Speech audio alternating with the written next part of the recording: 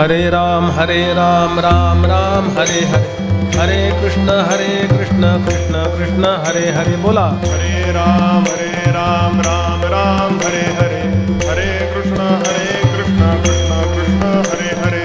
हरे राम राम राम हरे हरे, हरे कृष्ण कृष्ण कृष्ण हरे हरे। हरे राम राम हरे हरे, हरे कृष्ण कृष्ण कृष्ण हरे हरे। आपल्याला दिलेले जे कागद आहेत ते घ्या, चतुश्लोकी भागवत एकदा म्हणायचं। पाठ झालं की चिंतनाला सोपं जातं आणि म्हणून पाठच करायचं। रोज घरी हे म्हणा अशी आपल्याला विनंती। संपूर्ण भागवताचं फल या 4 श्लोकाने मिळतं असं त्यांनी लिहिलंय, तेव्हा याचा उद्गार घरामध्ये रोज व्हावा। श्री भगवान उवाच, श्री भगवान उवाच, ज्ञानं परमगुह्यं मे, ज्ञानं परमगुह्यं मे, यद्विज्ञानसमन्वितं, यद्विज्ञानसमन्वितं, सरहस्यन्तदङ्गं च, सरहस्यन्तदङ्गं च, गृहाणगदितं मया, गृहाणगदितं मया। यावानहं यथा भावो, यावानहं यथा भावो, यद्रूपगुणकर्मकः, यद्रूपगुणकर्मकः, तथैव तत्त्वविज्ञानं, तथैव तत्त्वविज्ञानम्, अस्तु ते मदनुग्रहात्, अस्तु ते मदनुग्रहात्। अहमेवासमेवाग्रे, अहमेवासमेवाग्रे, नान्यद्यत् सदसत्परं, नान्यद्यत् सदसत्परं, पश्चादहं यदेतच्च, पश्चादहं यदेतच्च, यो वशिष्येत सोऽस्म्यहम्, यो वशिष्येत सोऽस्म्यहम्। ऋतेऽर्थं यत् प्रतीयेत, ऋतेऽर्थं यत् प्रतीयेत, न प्रतीयेत चात्मनि, न प्रतीयेत चात्मनि, तद्विद्यादात्मनो मायां, तद्विद्यादात्मनो मायां। यथा भासो यथा तमः, यथा भासो यथा तमः, यथा महान्ति भूतानि, यथा महान्ति भूतानि, भूतेषु चावचेष्वनु, भूतेषु चावचेष्वनु, प्रविष्टान्यप्रविष्टानि, प्रविष्टान्यप्रविष्टानि, तथा तेषु न तेष्वहम्, तथा तेषु न तेष्वहम्। एतावदेव जिज्ञास्यम्, एतावदेव जिज्ञास्यम्, तत्त्वजिज्ञासुनात्मनः, तत्त्वजिज्ञासुनात्मनः, अन्वयव्यतिरेकाभ्याम्, अन्वयव्यतिरेकाभ्याम्, यत्स्यात् सर्वत्र सर्वदा, यस्यात् सर्वत्र सर्वदा। एतन्मतं समातिष्ठ, एतन्मतं समातिष्ठ, परमेण समाधिना, परमेण समाधिना। भवान् कल्पविकल्पेषु, भवान् कल्पविकल्पेषु, न विमुह्यति कर्हिचित्। न विमुह्यति कर्हिचित्। श्री गोपाल कृष्ण भगवान की ओम नमो भगवते वासुदेवाय, ओम नमो भगवते वासुदेवाय, ओम नमो भगवते वासुदेवाय।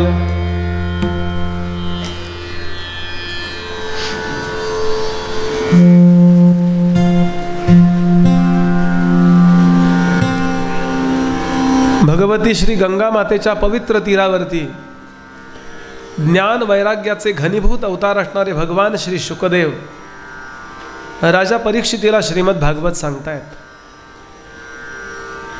आणि राजा एकाग्रतेने ऐकतोय।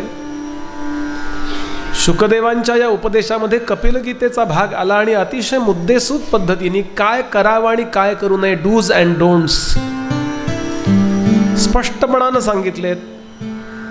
निसंशय बनवलंय त्यांनी आम्हाला की हे असंच वागा आणि हे असं अजिबात वागू नका। शंकेला जागा सुद्धा ठेवलेली नाहीये।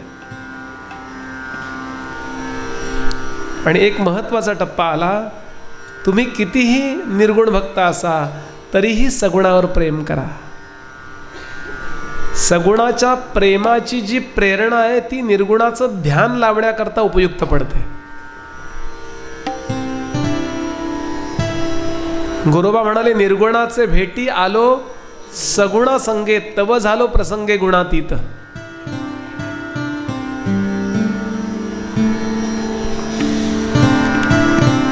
यानंतर कपिल सांगतात, आई, ज्याला जीवनात साक्षात्कारापर्यंत जायचं आहे त्याने एकांतात बसून प्राणायाम करावा. एकांत ही गोष्ट मनुष्याला अंतर्मुख व्हायला अतिशय उपयुक्त आहे. ज्ञानोबा म्हणाले, आपण परिपक्व आहोत किंवा परिपक्वतेकडे जायचं असेल तर काय करावं, परिपक्व आहोत कसं ओळखावं. एकांतात मला दुःख वाटता कामा नये, बोर होता कामा नये. माऊलींची ओवी सांगतो आपल्याला मी.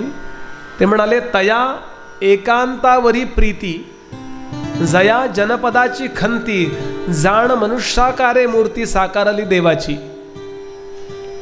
जे जे मोठे आजपर्यंत चमत्कार झालेत ना ते सगळे एकांतात. चित्रकार चित्र काढतो ते एकांतात काढतो. मोठे मोठे गायक रियाज करतात ते एकांतात रियाज करतात.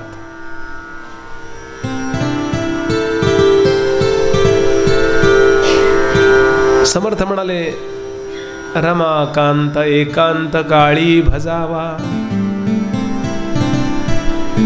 केव्हा तरी प्रयोग करून बघा. आपल्याला कोणी ओळखत नाही अशा ठिकाणी जा, काहीही न घेता जा. मोबाईल, माळ, पुस्तक नाही, आणि केव्हा तरी बसून बघा. डोळे मिटून शांत बसून बघा. किती वेळ बसू शकतो आपण बघा. अहो, प्रवचनात नाही बसता येत. इतके छान वाचतंय आम्ही, इतके जास्तीत जास्त एंटरटेन करायचा प्रयत्न करतो, मध्ये मध्ये विनोद सांगतो, अमुक करतो, सगळं करून काही करून म्हणतात तसं शक्यतो कंटाळा येऊ द्यायची नाही याची व्यवस्था करतो. तरी माणसं बसल्या बसल्या सतरंजीच्या दोऱ्या काढतात.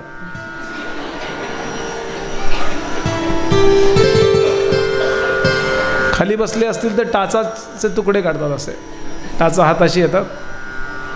परवा एक तर नाकातले वेलदोडे काढत होता.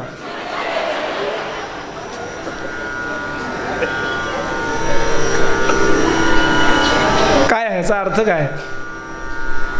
2 तास बसायचे शांत. कोणी ते रामदेव बाबांचं प्रवचनच ऐकून आला. त्यांनी सांगितलं, नखावर नख घासा म्हणजे पांढरे केस काळे होतात, काळे केस पांढरे होत नाहीत. साधारण पांढरे केस झाल्याशिवाय माणसं इकडे वळतच नाहीत. पूर्ण 2 तास माझ्यासमोर बसून ते बघून माझे काळे व्हायचे, पांढरे व्हायची वेळ आली. What is it? काय अर्थ आहे याचा?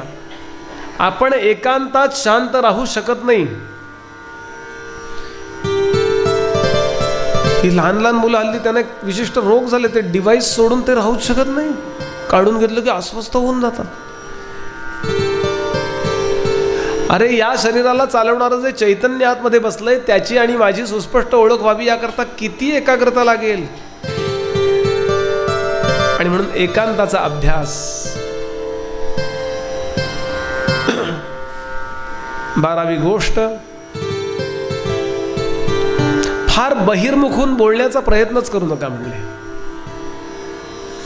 कारण बोलायचं म्हणलं ना की मनुष्य बहिर्मुख होतो.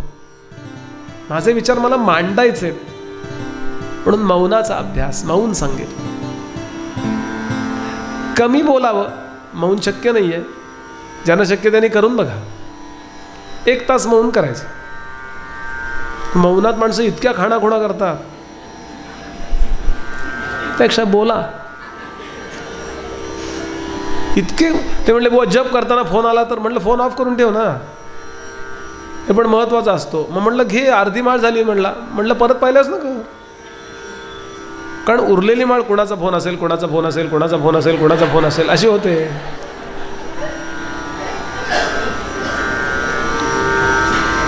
म्हणून मौनिना हा कलहो नास्ती. बरं का, जो कमी बोलतो त्याला एक खास सिद्धी प्राप्त होते काही वर्षांनी, की तो समर्पक आणि कमीत कमी शब्दामध्ये सगळाचा सगळा आशय येईल असं बोलायला लागतो. इतकं अस्ताव्यस्त बोलतात माणसं. नाही पण ते मला असं म्हणायचं होतं, पण ते असं झालं, पण ते काय करू. मुद्दा काय तुमचा? मौनाचं पहिलं फल जर काय असेल तर कमीत कमी शब्दात सगळा मॅटर तुम्हाला आणता येतो. विचार करून एक, आणि मौन करणाऱ्यांना कळेल आज मौन आहे लक्षात राहत नाही, बोलतो ना मौन आहे असं होतं. माझे गुरुजी सांगतात मौन केलं ना, खरंच दिवसभर मौन केलं, बोललो नाही ना, की संध्याकाळी कोणाशी बोलावंसंच वाटत नाही. कशाला बोलायचं? आपण जे बोलतो त्यातलं 98% बोलणं जे आहे ना ते व्यर्थ बोलत असताना उरलेलं 2% नाही बोललो तरी चाललं असतं, हे लक्षात येतं. म्हणून मौनाची गोष्ट सांगितली. 13वी गोष्ट, माते एकदम अंतर्मुखता साधणार नाहीये, म्हणून जी ज्ञानेंद्रिय आपल्याला बाहेर ओढतात त्या ज्ञानेंद्रियांना त्यांचा आहार देणं बंद करावं. प्रत्याहार, प्रतिआहार. डोळ्याचा आहार आहे रूप, नाही पाहणार मी म्हणून डोळे मिटून बसायचे. कानाचा आहार शब्द, नाही ऐकणार मी म्हणजे दुर्लक्ष करणार. त्वचेचा आहार स्पर्श, नाही. रसनेचा आहार रस, नाही मी खाणार. याकरता योगामध्ये आपल्याकडे परिसंख्या विधी आला, कमी कमी कमी करत जा. म्हणून चातुर्मासात कांदा खाऊ नका.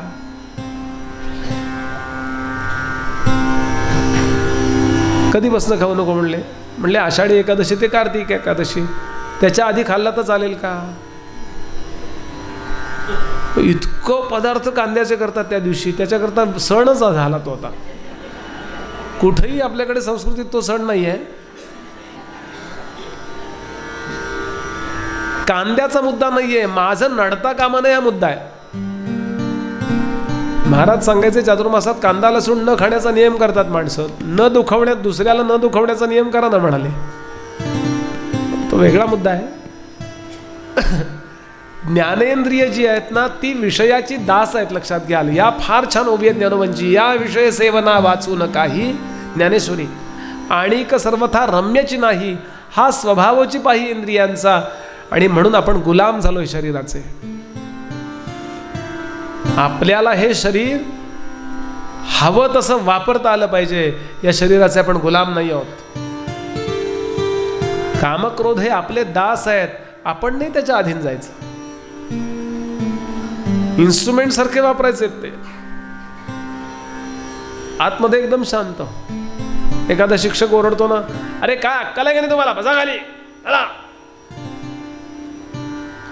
इतक्यात सर आलो 2 मिनिटात. किती 2 वाक्यात फरक आहे.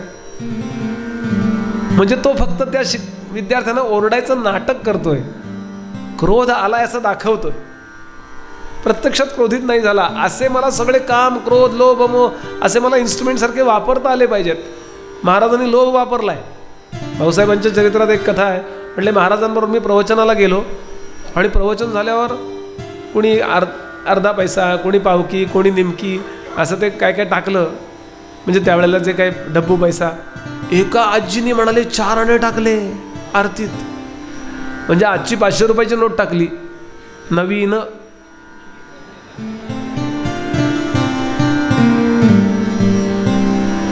महाराजांनी इकडे तिकडे पाहिलं, लोक नमस्कार करतात. ते 4 आणे उचलले आणि खिशात घातले कफनीच्या.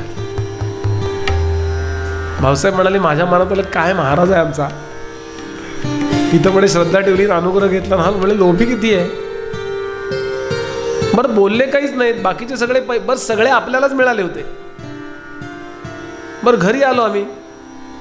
इतक्यात महाराजांनी मला बोलावून घेतलं, खिशातलं ते 4 आण्याचं नाणं काढलं आणि माझ्याकडंच दिलं म्हणाले. आणि सांगितलं आपली स्वयंपाकीण बाई आहेत ना, त्यांचा मुलगा आजारी आहे, हे नेऊन त्यांना द्या, त्यांना औषधाला पैसे नाही आहेत. तेव्हा कळलं म्हणले की महाराजांनी लोभ फक्त वापरून घेतला.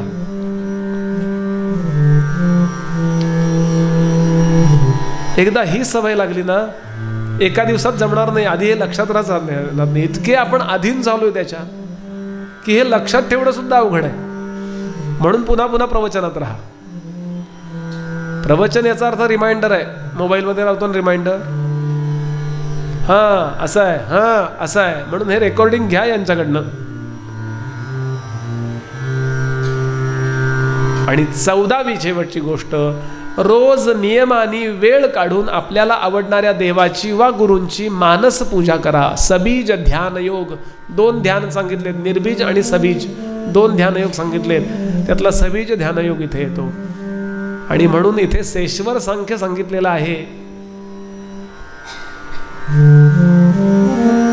वेळ ठरवा एखादी, नाही जमली ती वेळ तर जेव्हा जमेल तेव्हा बसा आणि बरोबर शरीराच्या मध्यभागी इथे आतमध्ये एक रत्नजडित सिंहासन आहे अशी कल्पना करा. त्यावरती आपल्याला आवडणारी भगवंताची मूर्ती आहे, ती सजीव आहे अशी कल्पना करा आणि आपण त्याची मनाने पूजा करा. सुरुवातीला आवाहन करावं, या गुरुजी, देवा या. आवाहन, पहिला उपचार आहे आवाहन. आले, आता मनातल्या मनात पूजा करायची आहे. तिथे आपण आपल्या रोजच्या जीवनाला जोडा. कल्पना करा आपल्याला आवडणारे संत किंवा भगवंत आपल्या घरी आले, बेल वाजवली, आपण दार उघडलं. आपली पहिली अवस्था काय असेल सांगा? स्वामी समर्थ आपल्याला बाळापाडी चोळापाडी घेऊन स्वामी समर्थ काय होईल आपलं? कसले एक्साइट हो आपण.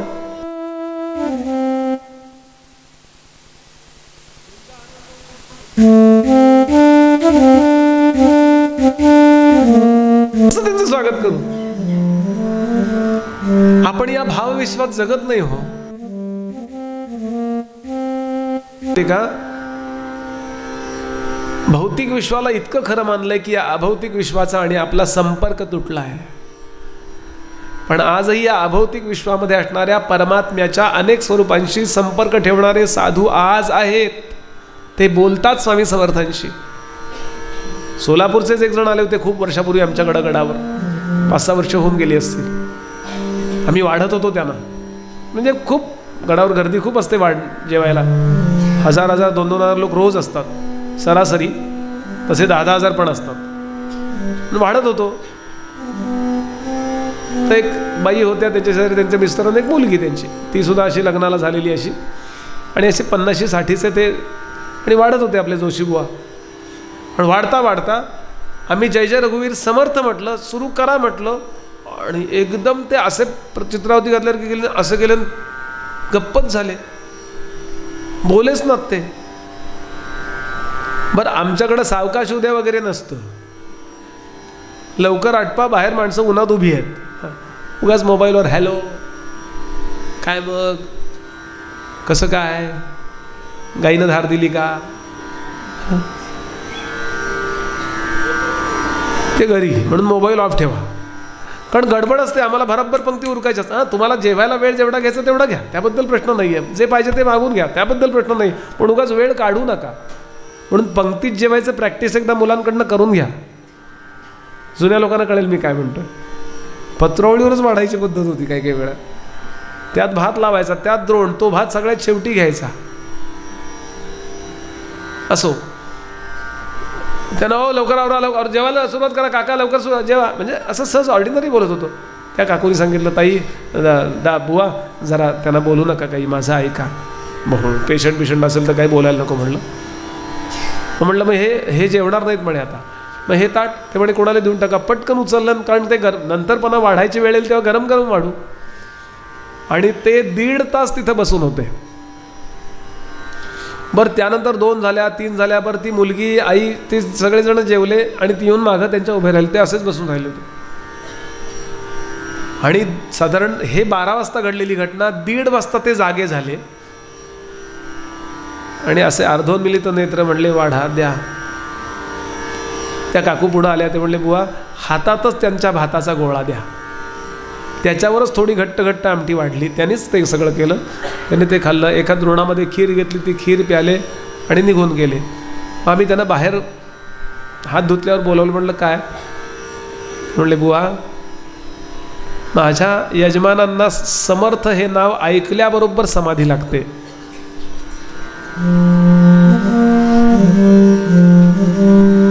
स्वामी समर्थांचे भक्त आहेत.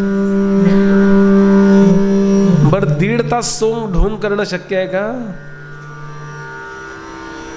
मला त्या दिवशी असं वाटलं, ज्यानी कोणी त्या दिवशी गडावर अन्नदानाची पावती केली असेल आणि जो भात त्यांच्या हातात दिला, त्याचा वंश उद्धरला असेल. हो,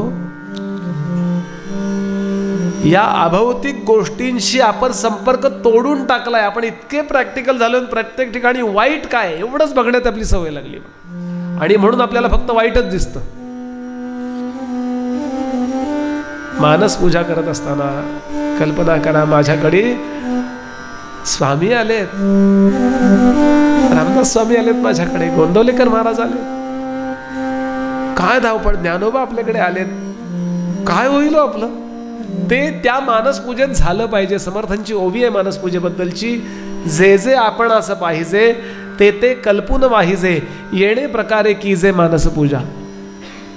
सविस्तर मी सांगणार नाही आता ही पूजा, पण अशा 14 गोष्टी जर आपल्या जीवनात असतील तर एक वेळ अशी येते की आपण या जगातही यशस्वी होतो आणि परमार्थातही यशस्वी होतो.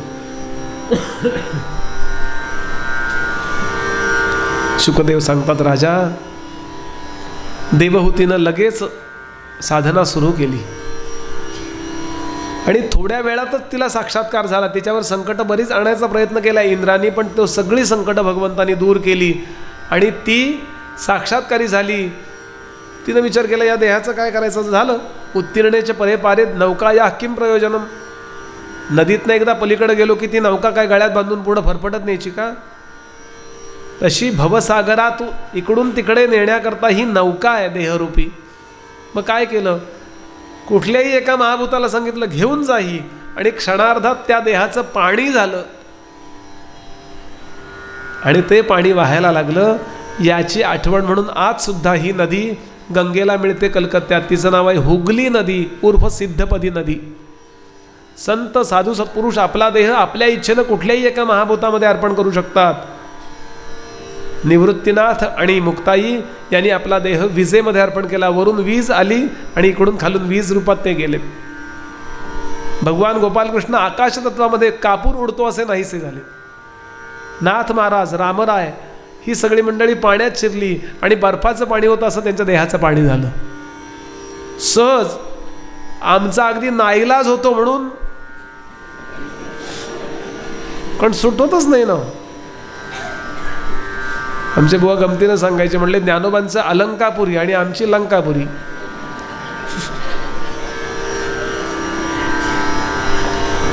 विचार तरी करून ठेवूया कसे असतील हे संत. शुकदेव सांगतात, एका स्त्रीच्या जीवनामध्ये अजून काय उदात्तता असते बोला. आपल्या प्रत्येक भूमिकेला न्याय देणारी ही महासाध्वी भगवती देवहूती. मुलगी म्हणून, कन्या म्हणून आई वडिलांचं नाव उज्ज्वल केलं, धन्य. पतिसेवा उत्तम केली, पत्नी म्हणून धन्य. भरपूर साधना केली मुलं होण्यापूर्वी, साधिका म्हणून धन्य. 9 मुली आणि 1 मुलगा, एवढ्या मुलांना जन्म दिला आणि नुसता जन्म नाही दिला, त्यांच्यावर पवित्र संस्कार केले. अनुसूयेला वगैरे काय शिकवलं असेल म्हणून माता म्हणून धन्य. योग्य त्यावेळेला आपल्या मुलाकडून सद्गुरू म्हणून उपदेश घेतला, तो सद्गुरू मी शिष्या म्हणून शिष्या म्हणून धन्य. योग्य अशा प्रकारे त्यानंतर आत्मसाधना केली म्हणून मुमुक्षु म्हणून धन्य. आणि सिद्धा झाली, सिद्धपदी नावाची नदी झाली तिची आणि साक्षात्कार झाला म्हणून सिद्धा म्हणून धन्य. मला अजून एकच सांगा की अजून काय जीवनात न्याय द्यायचा असतो आपल्या भूमिकांना. आणि भागवतातली पहिली ही कथा शुकदेवांनी एका स्त्रीला वाहिलेली आहे. माझ्या भूमिकांना, ज्या ज्या भूमिका मला जीवनात मिळतील त्या प्रत्येक भूमिकेला मला छान न्याय देता यावा. I will try my level best. किती मी चांगलं काम करू, मी भागवताचं प्रवचन किती चांगलं करू, मी तबला किती चांगला वाजवू, साधा मी चहा किती चांगला करू.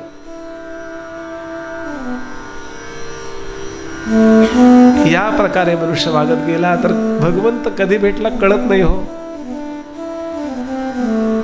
जवळच आहे पंढरपूर. आई वडिलांची सेवा किती चांगली करू. पांडुरंग दारात येऊन उभे राहिले. आषाढ महिना, पाऊस पडतोय, झोपडीत आई वडिलांना झोप लागली आहे. गरम गरम शेकतोय, थंडी आहे, विटांनी शेकतोय. पांडुरंग आले, वास्तविक आले होते दिंडीरवनात रुक्मिणीची समजूत घालायला. ती रुसून आली आणि तिकडे उतरली आहे. कृष्ण आहेत ते, 28 युगापूर्वी झालेला कृष्ण आहे तो. आणि इतकं गोड गाणं म्हणतोय, आईवडिलांना झोपवतोय, थोपटून. म्हातारे अतिवृद्ध आहेत. पुंडलिक आपलं काम मुलगा म्हणून स्वतःच्या भूमिकेला न्याय देतोय. इतकात पांडुरंग टक टक टक. कोण आहे? मी पांडुरंग. तेव्हा ओळखलं. असेच थांबा, मी जरा झोप लागत आली आहे. पांडुरंग म्हणले, अरे मी तर पावसात खूप चिखल आहे सगळा इथं. पटकन त्या 2 विटा फेकल्या. ह्याच्यावर उभे राहा. अरे विटा फेकतोस? तुकोबांचा अभंग आहे, का रे पुंड्या मातलासी उभे केले विठोबासी. पांडुरंग म्हणले, अरे की पांडुरंगा, पहले तो you have came without any appointment. Please don't disturb me. Wait. And he is waiting from 28 युग. काय प्रसंग आहेत होय. तिथे गेल्याबरोबर हे दिसावं. आणि भागवतकार सांगतात, याप्रमाणे जो आपल्या जीवनामध्ये प्रत्येक भूमिकेला न्याय द्यायचा प्रयत्न करतो, भगवंत त्याच्या दारात उभा राहतो. असं नाही तुम्ही तिरुपती बालाजीला जाऊन त्याला सुद्धा तुमच्या भ्रष्टाचारात सामील, मी तुला 2 कोटी देतो, मला 50 कोटी मिळू दे. साईबाबांना सोन्याचा मुकुट. अहो त्या महापुरुषांना आयुष्यभर डोक्याला फाटकत तुकडे बांधले, फाटके कपडे बांधले, लोकांचं काम केलं. त्याला सोन्याचं मुकुट पाहिजे का? आणि पुन्हा ज्यानं नाव दिलं ना, ज्यानं ते मुकुट दिला ना, त्याचं नाव त्या सोन्याच्या मुकुटावर आत्न असतं, ते त्यांच्या कपाळावर येतं. देवाला तुमच्या भ्रष्टाचारात सामील करून घेतल्यानंतर तो तुमच्या भ्रष्टाचाराला समर्पण करील किंवा आशीर्वाद दिला असा गैरसमज करून अजिबात घेऊ नका. जो साधा आहे, जो सिंपल आहे, त्याच्या पाठीशी भगवंत उभा राहतो. अनुषंगिक मुद्दे नको. या ठिकाणी या देवहूतीचा उद्धार. शेवटचा अध्याय आहे 3ऱ्या स्कंदातला हा. 4थ्या स्कंदामध्ये पहिलाच अध्याय येतो दत्तात्रेयांच्या जन्माचा. दिगंबरा दिगंबरा श्रीपाद वल्लभ दिगंबरा. दिगंबरा दिगंबरा श्रीपाद वल्लभ दिगंबरा. दिगंबरा दिगंबरा श्रीपाद वल्लभ दिगंबरा. दिगंबरा दिगंबरा श्रीपाद वल्लभ दिगंबरा. दिगंबरा दिगंबरा श्रीपाद वल्लभ दिगंबरा. दिगंबरा दिगंबरा श्रीपाद वल्लभ दिगंबरा. दिगंबरा दिगंबरा श्रीपाद वल्लभ दिगंबरा. दिगंबरा दिगंबरा श्रीपाद वल्लभ दिगंबरा. दिगंबरा दिगंबरा श्रीपाद वल्लभ दिगंबरा. दिगंबरा दिगंबरा श्रीपाद वल्लभ दिगंबरा. अवधूत चिंतन श्री गुरुदेव दत्त. ओम नमो भगवते वासुदेवा. ओम नमो भगवते वासुदेवा. ओम नमो भगवते. अन्य अवतार आणि दत्तात्रेयांच्यातला फक्त फरक सांगतो आणि पुढे जातो. अन्य अवतार येती आणि जाती, दत्तत्व संचले जैसे तैसे. आजही दत्तप्रभू आहेत. काशी स्नान, काशीला 3 वेळाला आंघोळीला येतात. करवीर क्षेत्री भोजन आणि माता पुरी शयन होते प्रतिदिनी. दास म्हणे हे तो नव्हे सामान्य. समर्थांनी आरतीत लिहिलेलं आहे. म्हणून दत्त परंपरा ज्यांना लाभली, अहो किती संतांना भेटलेत. रामरायानं भेटलेत, कृष्णांना भेटलेत, परशुरामांचे गुरु आहेत, सद्गुरू आहेत. कृष्णांचे पूर्वज यदू त्यांचे सद्गुरू आहेत. रामदास स्वामींना भेटलेत. ज्ञानोबांनी सांगितलं तर मला तर इतकं छान दर्शन झालं.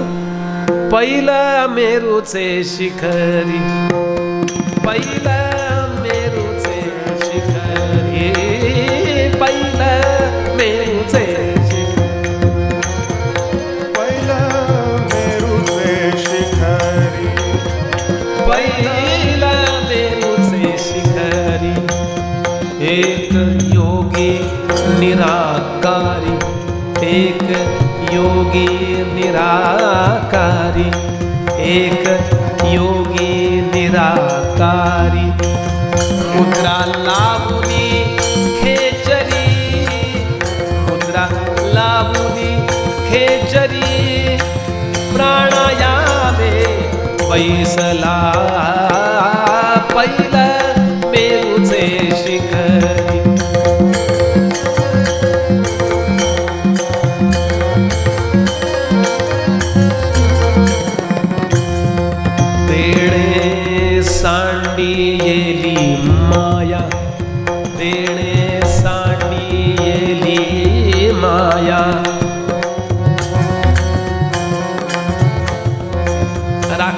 राजभवनला झालेलं दर्शन आहे ज्ञानोबाला. बरं कसं दिसलंय योग्याच्या रूपामध्ये. योगी तेणे सांडियेली सांडियेली सांडियेली माया त्यजियेली कंथा काया त्यजियेली कंथा काया मन केले से विलया मन केले से विलया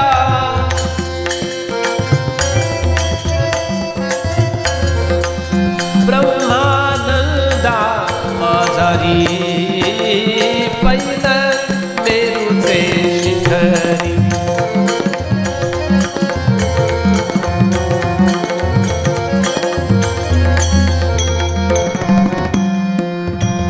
मोठा भंग आहे. असे भगवान दत्तात्रेय आपल्या सर्वांवर कृपा करोत अशी शुभेच्छा देतो आणि पुढचा अतिशय महत्त्वाचा अध्याय सुरू करतो. फार महत्त्वाचा. 3 स्कंध झालेत आणि 9 स्कंध राहिलेत. अशा वळणावरती एवढा परमार्थ झालाय आपला. 1/4 परमार्थ झालाय आणि 3/4 राहिलाय. त्यावेळेला काय करायला पाहिजे हे सांगणारा हा अध्याय आहे आणि तो म्हणजे दक्ष प्रजापतींचा अध्याय. राजा दक्ष जो ब्रह्मदेवांचा शिष्य आहे, विष्णूंचा भक्त आहे, शंकरांचा सासरा आहे. दक्षाची मुलगी दाक्षायणी उर्फ सती ही शंकरांना दिलेली आहे. आणि एक दिवस असाच यज्ञाचं आयोजन झालंय म्हणून तो असाच आपल्या त्या सभागृहामध्ये आला. यज्ञ करायचा ठरलाय. त्यावेळेला देवता प्रगट होत असत. इतका श्रद्धा काळ होता तो. श्रद्धा नाही म्हणून आज देवता प्रगट होत नाहीत. श्रद्धा वीक झाली की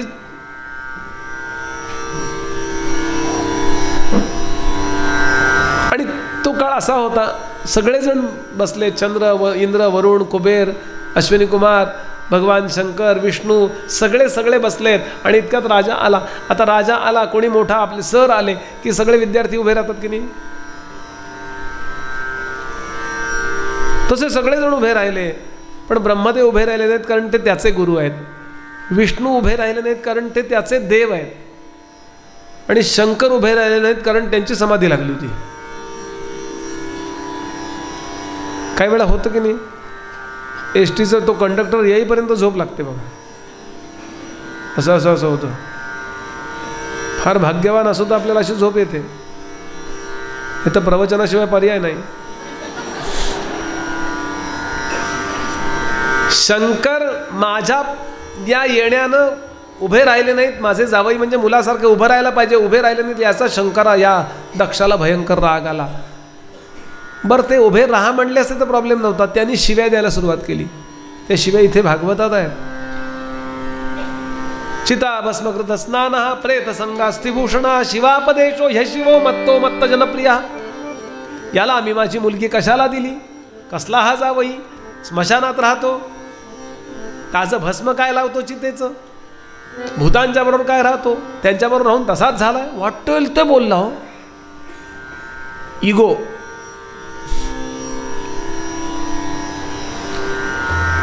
प्रोटोकॉल बिघडला म्हणून तू नाराज हो. त्या प्रोटोकॉल सक्तीनं सांग. अलाउ त्याला सांग की नाही तू उभा राहा बरं. हां ठीक आहे नो प्रॉब्लेम. पण हे जे पुढचे प्रॉब्लेम केले त्यांनी शंकरांना वाटेल ते बोलला.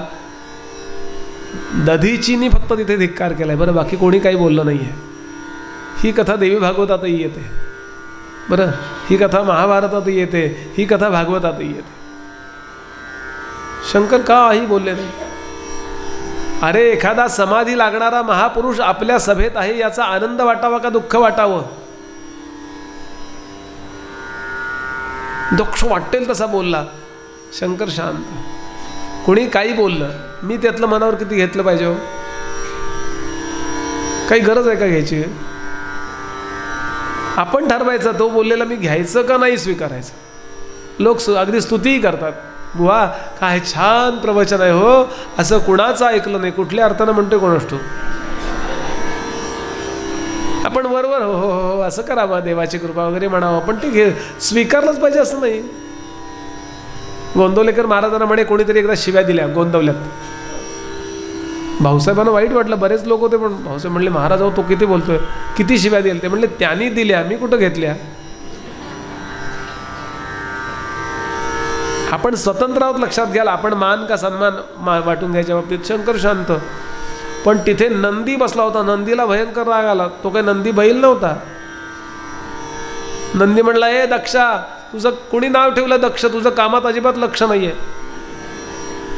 कुठला पक्ष घेतोस तू, याला साक्ष इतके सगळे, किती वेळा अक्ष म्हणायचा. मी तुला शाप देतो म्हणाले. काय?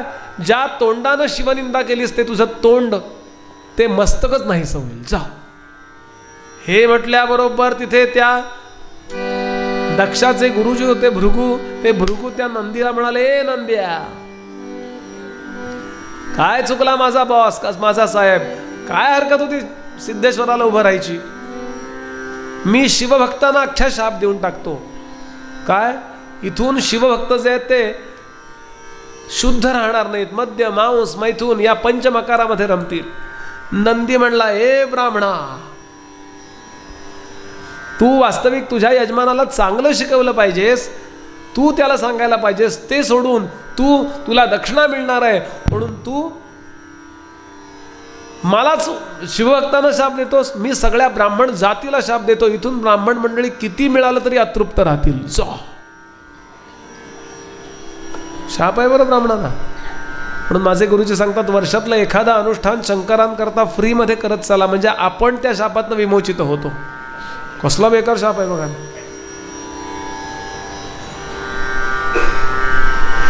आता हे जे बाचाबाची, पुलं सांगायचे बाचाबाची म्हणजे बाचा, शंकरांना ते आवडलं नाही. शंकर उठले आणि निघून आले. असं आहे, शहाणी माणसं भांडणाच्या ठिकाणी थांबत नाही. एक तर त्याचं निवारण करतील, त्यांची ती ड्युटी असेल तर, नाही तर काय चाललंय त्यांच्याकडे, फुकट सिनेमा. लोकांना सवय असते, त्यांचं का म्हणले तुमच्याकडे काय भांडणं चालली होती, सासू सुनांचं केवढा रात्रीच्या वेळेला लठ्ठालठ्ठीन, काय ते काठ्यांचा आवाज केवढा येत होता. म्हणले बहुतेक मुलाचं वडिलांचं झालं. ते म्हणले वडील आले मरतुकडे, मुलगा चांगला पहिलवान, कसं काय मारामारी होईल. आणि सकाळी सगळे डोळे चोळत चोळत चोळत उशिरा उठलेले. काय रे म्हणले, काल रात्री उडालं का बघ, उडालं.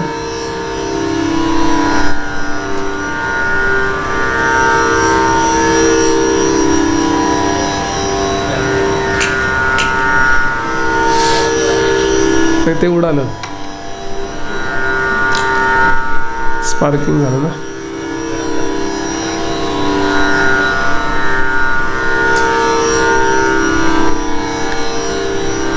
शेवटी सकाळच्या वेळेला ते म्हणाले, काय तुमची मारामारी, काय काही नाही म्हणे, घरात उंदीर इतके झालेत, हे भाऊजी सगळे मिळून उंदरांना मारत होते. म्हणजे काम वेगळंच होतं. बोलण्याचा भाव असा की अशा पद्धतीने कधी शहाणी समर्थांची ओवी आहे. समर्थ म्हणाले, मौनेची स्थळत्याग केला पाहिजे साधके. जिथे मारामारी लठ्ठालठ्ठी सुरू होते तिथून प्रामाणिक साधक शांतपणे निघून जातो. भगवान शंकर उठले, घरी आले कैलासावर.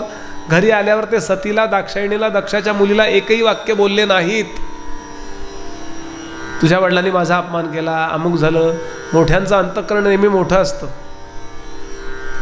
तिची काय चूक आहे बिचारीची हो.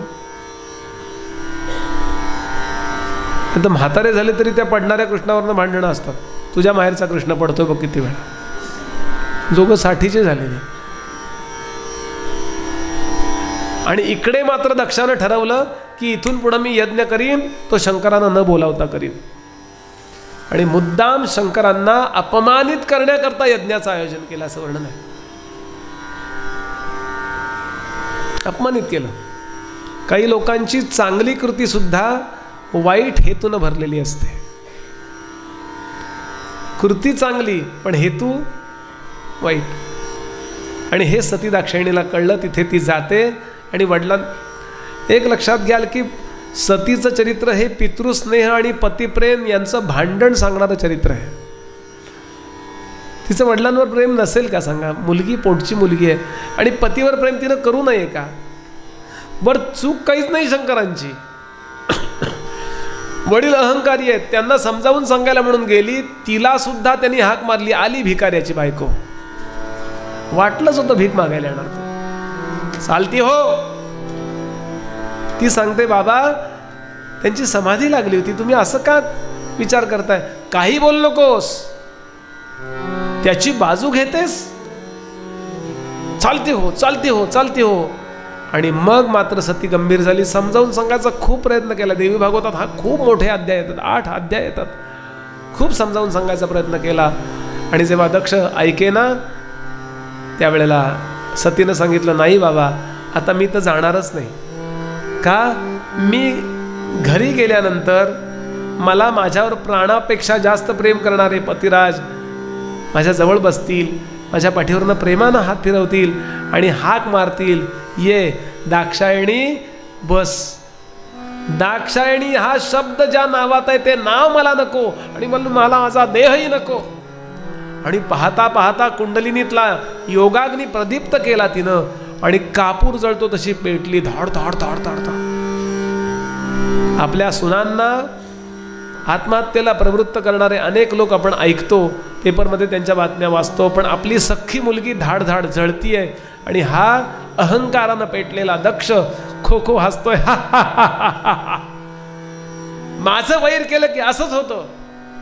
काय उन्मत्त अहंकार त्याचा असेल.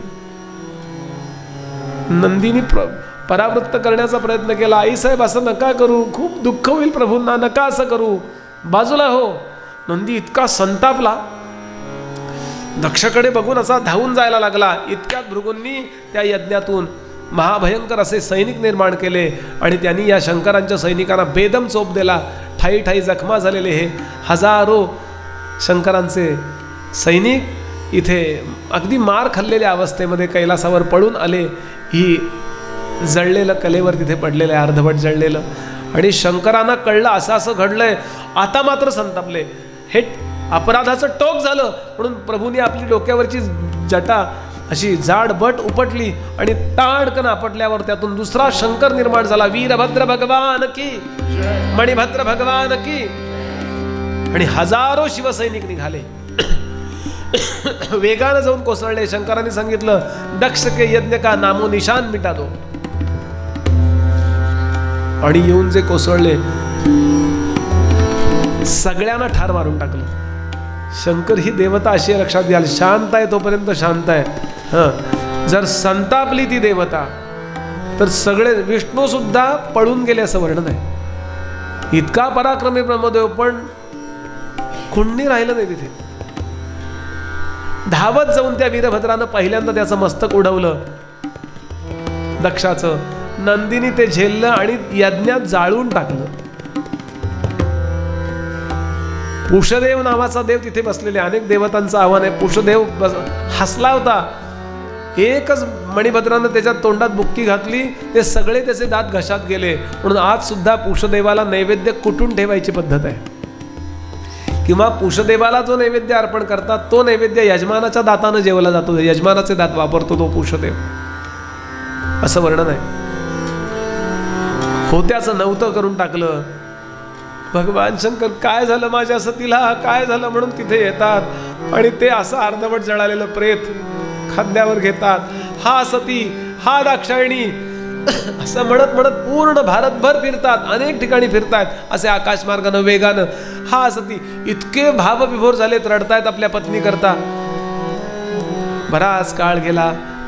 विष्णूंनी विचार केला, जोपर्यंत हे प्रेत खांद्यावरती आहे तोपर्यंत यांचा राग शांत होणार नाही. म्हणून सुदर्शनाला काम सांगितलं. सुदर्शना, त्यांच्या नकळत एक काम करशील, त्यातला प्राणपक्षी केव्हाच निघून गेलाय, ती नुसती ओली माती आहे, हळूहळू कापायला सुरुवात करशील. ते हात पडला, पाय पडला, असं करत करत करत नाहीसं करशील. युक्तीचं काम आहे. शंकरांना कळलं तर ते तुझ्याकडं तिसऱ्या डोळ्यानं बघतील, तुला जाळून टाकतील. त्या कामदेवाला जाळलं असं. सुदर्शन म्हणला, काळजी करू नका. बरं, सुदर्शनाचं वैशिष्ट्य असं आहे की पाहिजे तेवढंच ऑपरेशन करतो ते. म्हणून सुदर्शनाचा मंत्र फार महत्त्वाचा आहे. आणि ते निघाले. जगदंबेचं पाऊल पडलं ना जिथे, उजवं पाऊल, ते कुरुक्षेत्र. आज सुद्धा तिथे पावलाचं मंदिर आहे बरं का. आम्ही दर्शनाला गेलो होतो सगळेजण. जगदंबेचं पाऊल, भद्रकाली आहे ती. तिचं हृदय जिथे पडलं ते नैमिषारण्यातलं ललिता देवी. तिचा कुंकुम इतक्या वेगाने फिरतात. कुंकुम तिलक जिथे पडला ती कोल्हापूरची अंबाबाई. तिथे कुंकुवाचं महात्म्य आहे. तिचे दात जिथे पडले ती नेपाळमधली दंतकाली. तिचे डोळे जिथे पडले ते नैनिताल. जीभ अशी लोंबत होती, ती जीभ जिथे पडली ते कांगडा जिल्ह्यामध्ये ज्वाला देवी. आज जिभेसारख्या ज्वाळा आहेत आणि त्याचं मंदिर आहे. आम्ही देवी भागवताला 2 वर्षापूर्वी तिकडे गेलो होतो. जिथे तिचा योनी भाग पडला आसाममध्ये गुवाहाटीची कामाक्षी. तिथल्या ब्रह्मपुत्रा नदीला आज सुद्धा आषाढ महिन्यामध्ये पहिल्या 4 दिवसात तिची वार्षिक पाळी येते आणि ते पाणी रक्तासारखं लाल व्हायला लागतं. पाऊस नसताना जगातल्या विज्ञानाला आव्हान आहे आणि जगातले मोठे मोठे मोठे मोठे तांत्रिक तिथे येऊन आपल्या तिच्या 4 दिवसाच्या वार्षिक पाळीच्या वेळेला आपला जप उजळायला बसतात आजूबाजूला. तामसी उपासना करणारे सुद्धा तिथे येतात. बरं, जिथे बाकीची मुंडी पडली तिच्या भगवती चामुंडा देवी. जय जय भवानी माँ अंबा भवानी माँ. जय जय भवानी माँ अंबा भवानी माँ. देवी भवानी माँ काली भवानी माँ. देवी भवानी माँ काली भवानी माँ. देवी भवानी माँ काली भवानी माँ. देवी भवानी माँ काली भवानी माँ. शांता भवानी माँ दुर्गा भवानी माँ. शांता भवानी माँ दुर्गा भवानी माँ. शांता भवानी माँ दुर्गा भवानी माँ. शांता भवानी माँ दुर्गा भवानी माँ. जय जय भवानी माँ अंबा भवानी माँ. जय जय भवानी माँ अंबा भवानी माँ. जय जय भवानी माँ अंबा भवानी माँ. जय जय भवानी माँ अंबा भवानी माँ. अंबा भवानी माँ. अंबा भवानी माँ. ओम नमो भगवते वासुदेवाय. ओम नमो भगवते वासुदेवाय. ओम नमो भगवते. 108 शक्तिपीठ निर्माण झाली आणि आज हजारो वर्ष होऊन सुद्धा तिथे जगदंबेचं सामर्थ्य अनुभवायला मिळतं.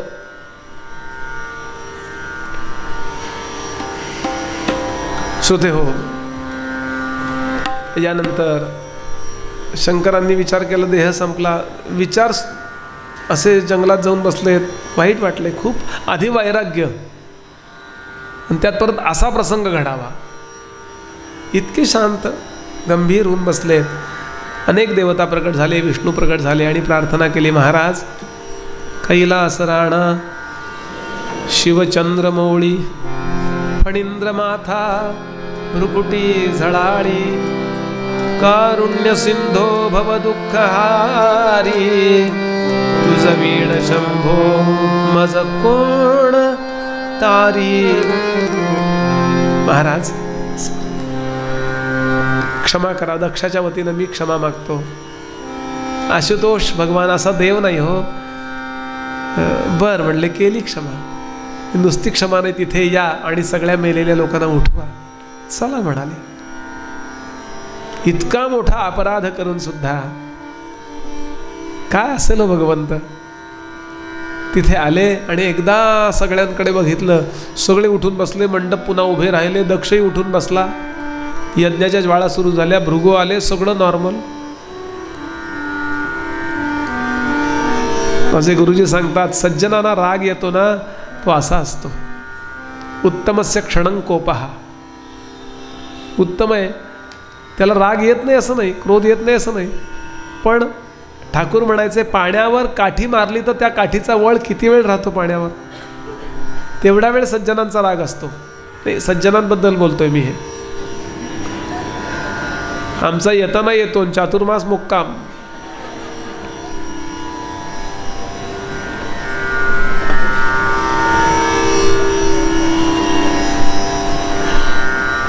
दक्ष उठून बसला पण हेडलेस,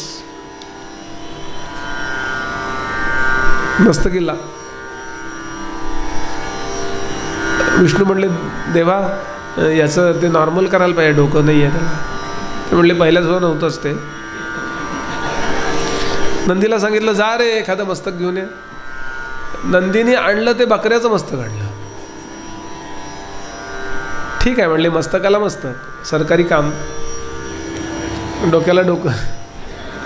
कोणी सरकारी ऑफिसर रागवू नका बरं, विनोद आहे हा. एक ग्राउंड होतं मोठं आणि एक जण तिथे मोठे मोठे खड्डे करत होता आणि त्याच्या मागून येणारा होता तो ते माती बुजवत बुजवत येत होता. पण हे काय करता तुम्ही? म्हणले झाडं लावायचं काम आहे आमचं. आज रोप लावणार आहे तो गरजेवर आहे म्हणले. कळलं का? माझं काम खड्डा करायचं, याचं काम माती बुजवायचं आहे म्हणजे. कशाला म्हणले आम्ही सुट्टी करू, असं गंमत सोडून द्या. आणि तो बकरा ते मस्तक जोडलं आणि असा हात फिरवल्यावर तो बोलायला लागला. आता बकऱ्याला एकच शब्द बोलता येतो,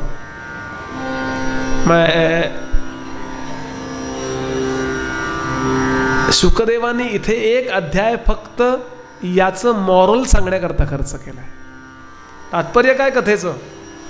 तुम्ही कुणाचेही भक्त असा, कुणाचेही उपासक असा, नो प्रॉब्लेम, पण दुसऱ्या देवाचा जर द्वेष केला तर पुढचा जन्म बकऱ्याचा येतो आणि या जन्मी तुम्हाला बळीचा बकरा बनवला जातो, तुमचं वेपन बनवलं जातं. म्हणून तुमची उपासना तुम्ही जरूर करा. पतिव्रते जैसा भ्रतार प्रमाण आम्हा नारायण तैसा परी. पतिव्रतेला जसा आपला पती सर्वश्रेष्ठ असतो, या जगामध्ये किती सद्गुणी लोक दिसोत, किती चांगले लोक दिसोत, पण तिला आपला पती सर्वश्रेष्ठ असतो, असायला पाहिजे, असायचा. आमका खान, शाहरुख खान आला त्या लग्नाला, त्याच्यासोबत सेल्फी, लाजा वाटतात का? काही म्हणाले. काही थोडंसं आपलं काही स्वाभिमान नावाची फार चीप झालं आम्ही. थोडंसं मी कठोर बोलतो, क्षमा करा मला. नाही अहो, तुम्हाला जर देवानी आपल्यासमोर झुकावं असं वाटत असेल तर काही गोष्टी पक्क्या पाळा. तुकाराम महाराजांचा अभंग आहे, तुका म्हणे पतिव्रता तिची देवावरी सत्ता.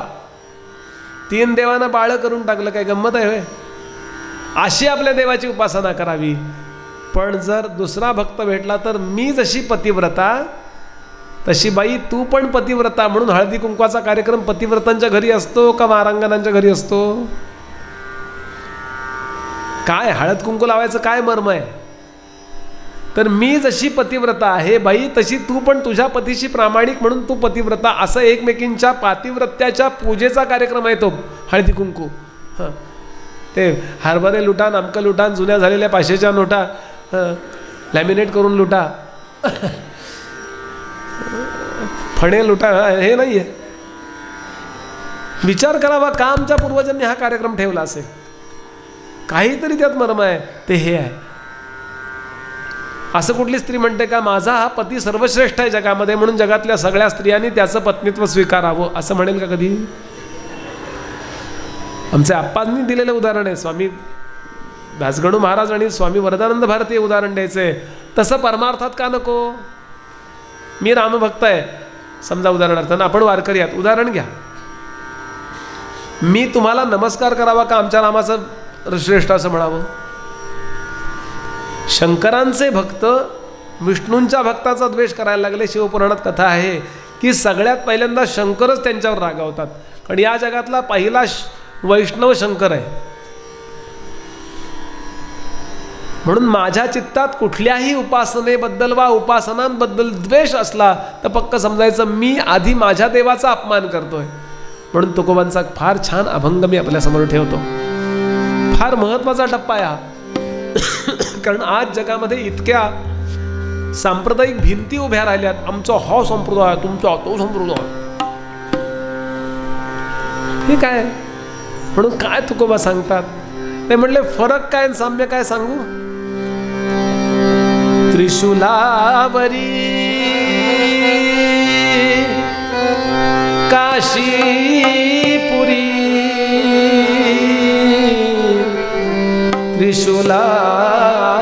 त्रिशूलावरी,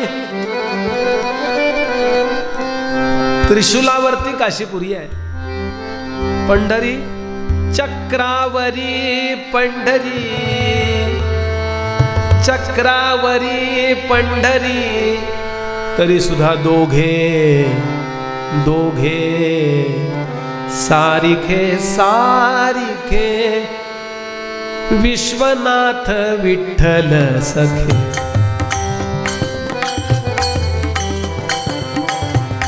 हो विश्वनाथ विठ्ठल सखे, हो विश्वनाथ विठ्ठल सखे. फरक एका विभूतीचा गोळा, एका विभूतीचा गोळा, एका कस्तुरीचा टिळा, एका कस्तुरीचा टिळा, एका कस्तुरीचा.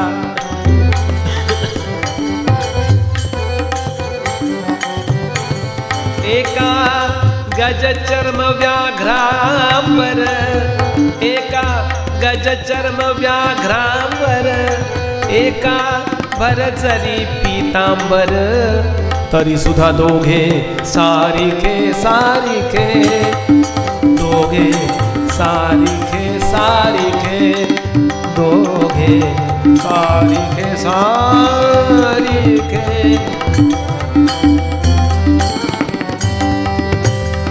एका तुळशीचा हार, एका तुळशीचा हो हार, एका वासुकीचा भार, एका वासुकीचा भार, एक गरुडावरती बसे, एक नवमीवरती असे.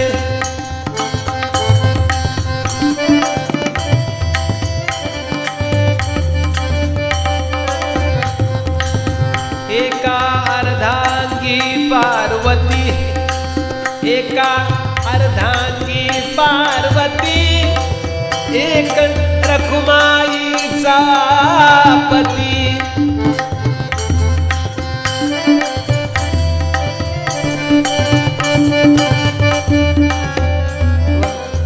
तुका म्हणे हरिहर. नीट ऐका, फरक सांगितला, साम्य सांगतो ऐका. तुका म्हणे हरिहर हरिहर हरिहर हरिहर हरि हरि हरिहर. तुका म्हणे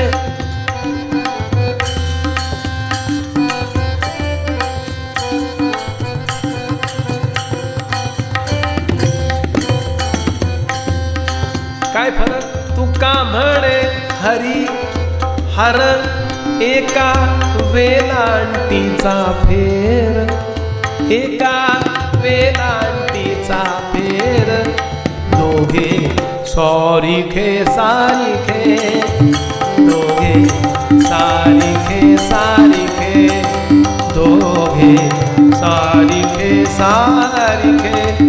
हे दोघे सारिखे सारिखे सारिखे सारिखे सारिखे. अत्यंत गंभीर मुद्दा. माझ्या उपासनेची मी जरूर एक स्वाभिमानाची भूमिका सांभाळावी, पण इतर उपासनांबद्दलही चित्तामध्ये एक विलक्षण आदर ठेवावा. नाहीतर दक्षाची अवस्था कशी झाली तशी होते. गीतेमध्ये भगवंतांनी भगवत भक्तीची लक्षणं सांगितलीत. 12वा अध्याय, श्लोक क्रमांक 12 ते 20, 29 लक्षणं भक्ताची आहेत. त्यातलं पहिलं लक्षण 13वा श्लोक, 12व्या अध्यायातला गीतेतला 13वा श्लोक. जेव्हा आम्हाला गडावर गोरे शास्त्री 2 वर्ष ही गीता आणि भाष्य, आचार्यांचं भाषण गीता शिकवत होते. आता उद्या म्हणाले बघू भक्त लक्षणं. म्हणलं मला वाटलं भक्त लक्षणं म्हणजे बहुतेक काहीतरी लवकर उठतो, वाकडी काठी घेऊन बाहेर पडतो, लोकांच्या कंपाऊंडमधली फुलं ते झोपलेले असताना काढतो, त्यांच्या गुणाच्या लक्षात आलं ते भांडायला आले तर कडकडून भांडतो, मी काय देवालाच फुलं देतो, काही माझ्या टाळक्यावर घालायला नेत नाही आहे, अशी काही भक्ताची लक्षणं असतील. पहिलं लक्षण सांगितलंय अद्वेष्टा सर्वभूतानां. बस हे ज्याला कळलं ना त्याला भक्ती कळली. देवतांचा नव्हे, माझा देव सोडून या जगात काहीच नाहीये असं ज्याला वाटतं तो खरा भक्त आहे. रामातही तोच आहे, कृष्णातही तोच आहे, सगळ्यांच्या मध्ये तो आहे. म्हणजे तुमच्यातही आहे म्हणून आदर देतात ही संत मंडळी. तुमच्यात सगळ्या खुर्चीतही देव दिसतो म्हणून आपल्याकडे कच्यालाही पाय लागला की आपण नमस्कार करतो. मग सर्वाभूती भगवत भाव हा आमच्या भक्तांचा स्वभाव आहे. आणि मी याला नेहमी उदाहरण देतो. काय आपण घरी इडली करता की नाही, गुंतपंगलू करता की नाही, आपे,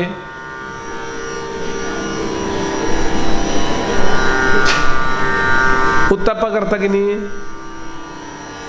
डोसे करता की नाही, पीठ साधारण जवळपास सारखं असतं की नाही. जरा पातळ करून घ्यायचं डोसे करायचे असतील तर.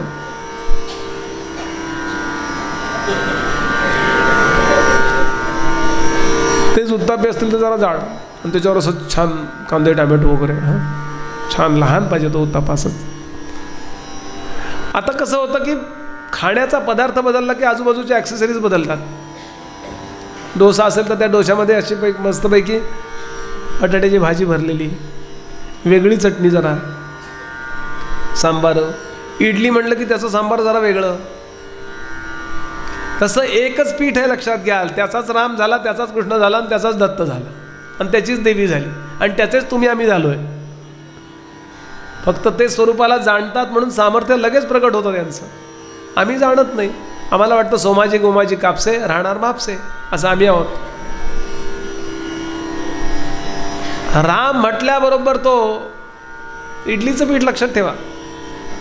राम म्हटल्याबरोबर तो धनुष्य घेऊन येतो. त्यालाच गणपती म्हणून हाक मारा की तो सोंड लावून येतो. ते मुद्गल पुराण परवा आमच्या पुण्यामध्ये मुद्गल पुराणाचं एक पुस्तक आम्ही प्रकाशित केलं. त्या मुद्गल पुराणात वर्णन आहे, हे मुद्गल ऋषी इतकी गणपतीची उपासना केली इतकी की त्यांना सोंड आली शेवटी, असं वर्णन आहे.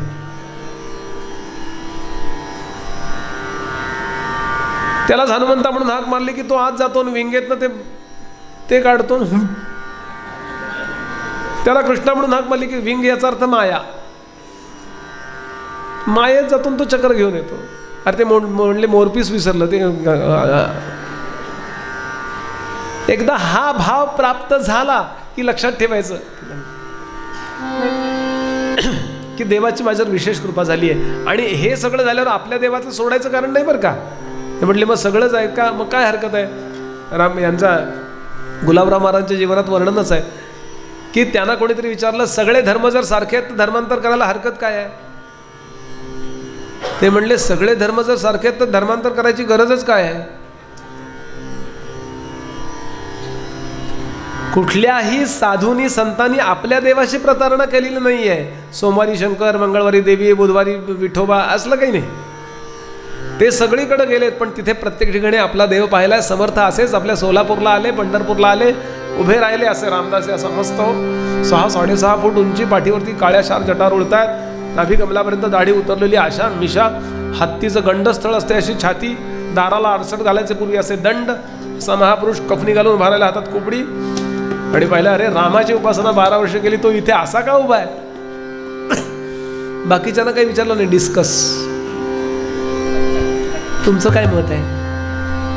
अँकरिंग ते त्याला सर त्या देवालाच हाक घालतात. का रे उभा श्रीरामा येथे, का रे उभा श्रीरामा येथे, का रे उभा श्रीराम येथे, येथे का रे उभा.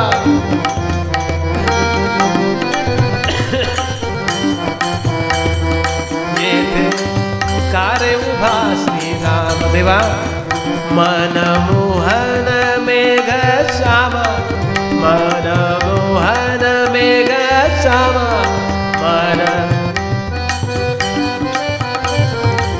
मनमोहन मेघ श्यामा, श्यामा का रे रे उभा श्रीरामा येथे का रे उभा.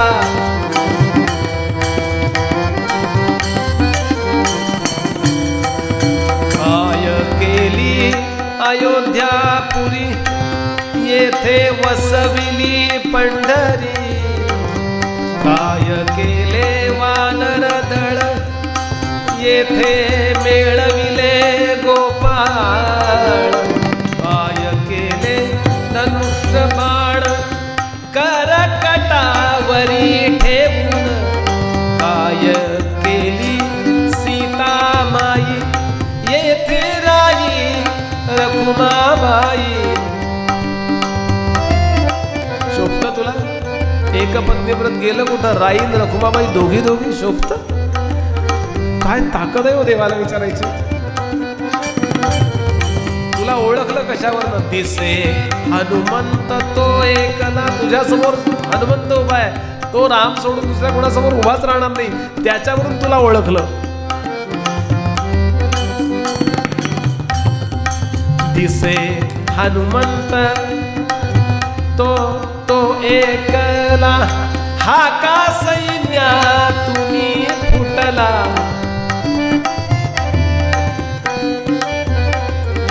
येथे का रे उभा श्रीरामा येथे का रे उभा. का रे उभा येथे का रे उभा श्रीरामा. रामदासी जैसा भाव तैसा होय पंढरीराम. पूर्ण वातावरण तिथलं अयोध्येचं करून टाकलं पांडुरंगानी.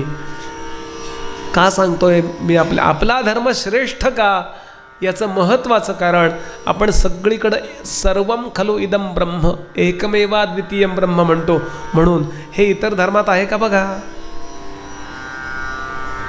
जो हे मानत नाही तो काफिर आहे, त्याला मारून टाका, असं आपल्याकडे कुठं आहे का? यम शैवासमुपासते शिवैति ब्रह्मेति वेदांति तो बुद्धा बुद्ध इति ह्यूर इति वा झोरोष्टरस्यानुगाः.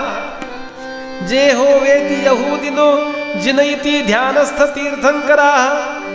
ख्रिस्ता येशुरिति प्रभुर्विजयते तुर्कस्य यल्लाभिरः. तोच अल्लाह. ठाकूर म्हणायचे पाण्याला तुम्ही ॲक्वा म्हणा, नीर म्हणा, पाणी म्हणा, जलम म्हणा, वॉटर म्हणा, पदार्थ एकच आहे ना. तुम्ही काय म्हणताय? बरं पदार्थ एक आणि उपयोग एकच. तान भागवणे. अतिशय महत्त्वाचा हा टप्पा म्हणून मी थोडा सविस्तर आपल्यापर्यंत मांडला. यानंतर कथा अनेक आहेत. या ध्रुवाची कथा येते. शिवनाथ ध्रुवाची कथा आम्हाला काय शिकवते? ध्रुवापेक्षा ध्रुवाच्या आईकडनं शिकण्यासारखं खूप आहे. ध्रुवाला जेव्हा त्या सापत्न मातेनं श्रीमुखात दिली आहे त्यावेळेला त्याची आई असं म्हणली नाही, अशीच आहे टवळी, काही विचार नको. माझं लग्न झाल्यापासून वास्तविक माझं लग्न आधी झालं, ही कानामागून आली, मला पण घरातनं बाहेर. एका शब्दानं ती आपल्या मुलावर वाईट संस्कार करत नाही. ती विचार करते, सुनीती नाव तिचं, उत्तानपादाची बायको, ध्रुवाची आई. ती विचार करते माझ्या मुलाला राज्य मिळालं नाही तरी चालेल, पण पवित्र संस्कार मिळाले पाहिजेत. संस्कार ज्यांच्याजवळ असतात ना त्यांना राज्य मिळायला वेळ लागत नाही. ज्यांचे संस्कार गेले, काही संस्कार नाहीत, त्यांची अवस्था पाहतोय आपण. आत्ता 51 वर्षाचे झाले पण अजून बटाट्यातनं सोनं काय काढतात. क्षमा करा, मला मुद्दा मला हा सांगायचं की आईची जबाबदारी आहे की माझ्या मुलाला संस्कार चांगले करायला पाहिजे. तो आधी आईवर संस्कार पाहिजेत. म्हणून आम्ही गडावरती काही शिबिर अशी घेतली की मुलांवर संस्कार कसे करावेत याचे आईवडिलांवर संस्कार. मुद्दाम 3-3, 4-4 दिवसाची आईवडिलांनी दोघांनी येऊन राहायचं. माझ्या गुरुजी, मी ज्यांच्याकडे वेदांताचा अभ्यास करतो त्या आमच्या अमरावतीच्या मंदाताई मुद्दाम आल्या होत्या. मुलांवर संस्कार कसे करावेत याचे आईवडिलांवर संस्कार. आणि हे महत्त्वाचं आहे. आणि म्हणून या ध्रुवाला फक्त 6 महिन्यात भगवंताचं दर्शन नारदांच्या कृपेनं झालं. यानंतर सुरेख अशा अनेक कथा येतात. त्या सगळ्या कथा मी आपल्यासमोर ठेवत नाही आहे. यानंतर पृथूची कथा येते, ज्यामुळं पृथ्वीला पृथ्वी हे नाव पडलं, ही कथा येते.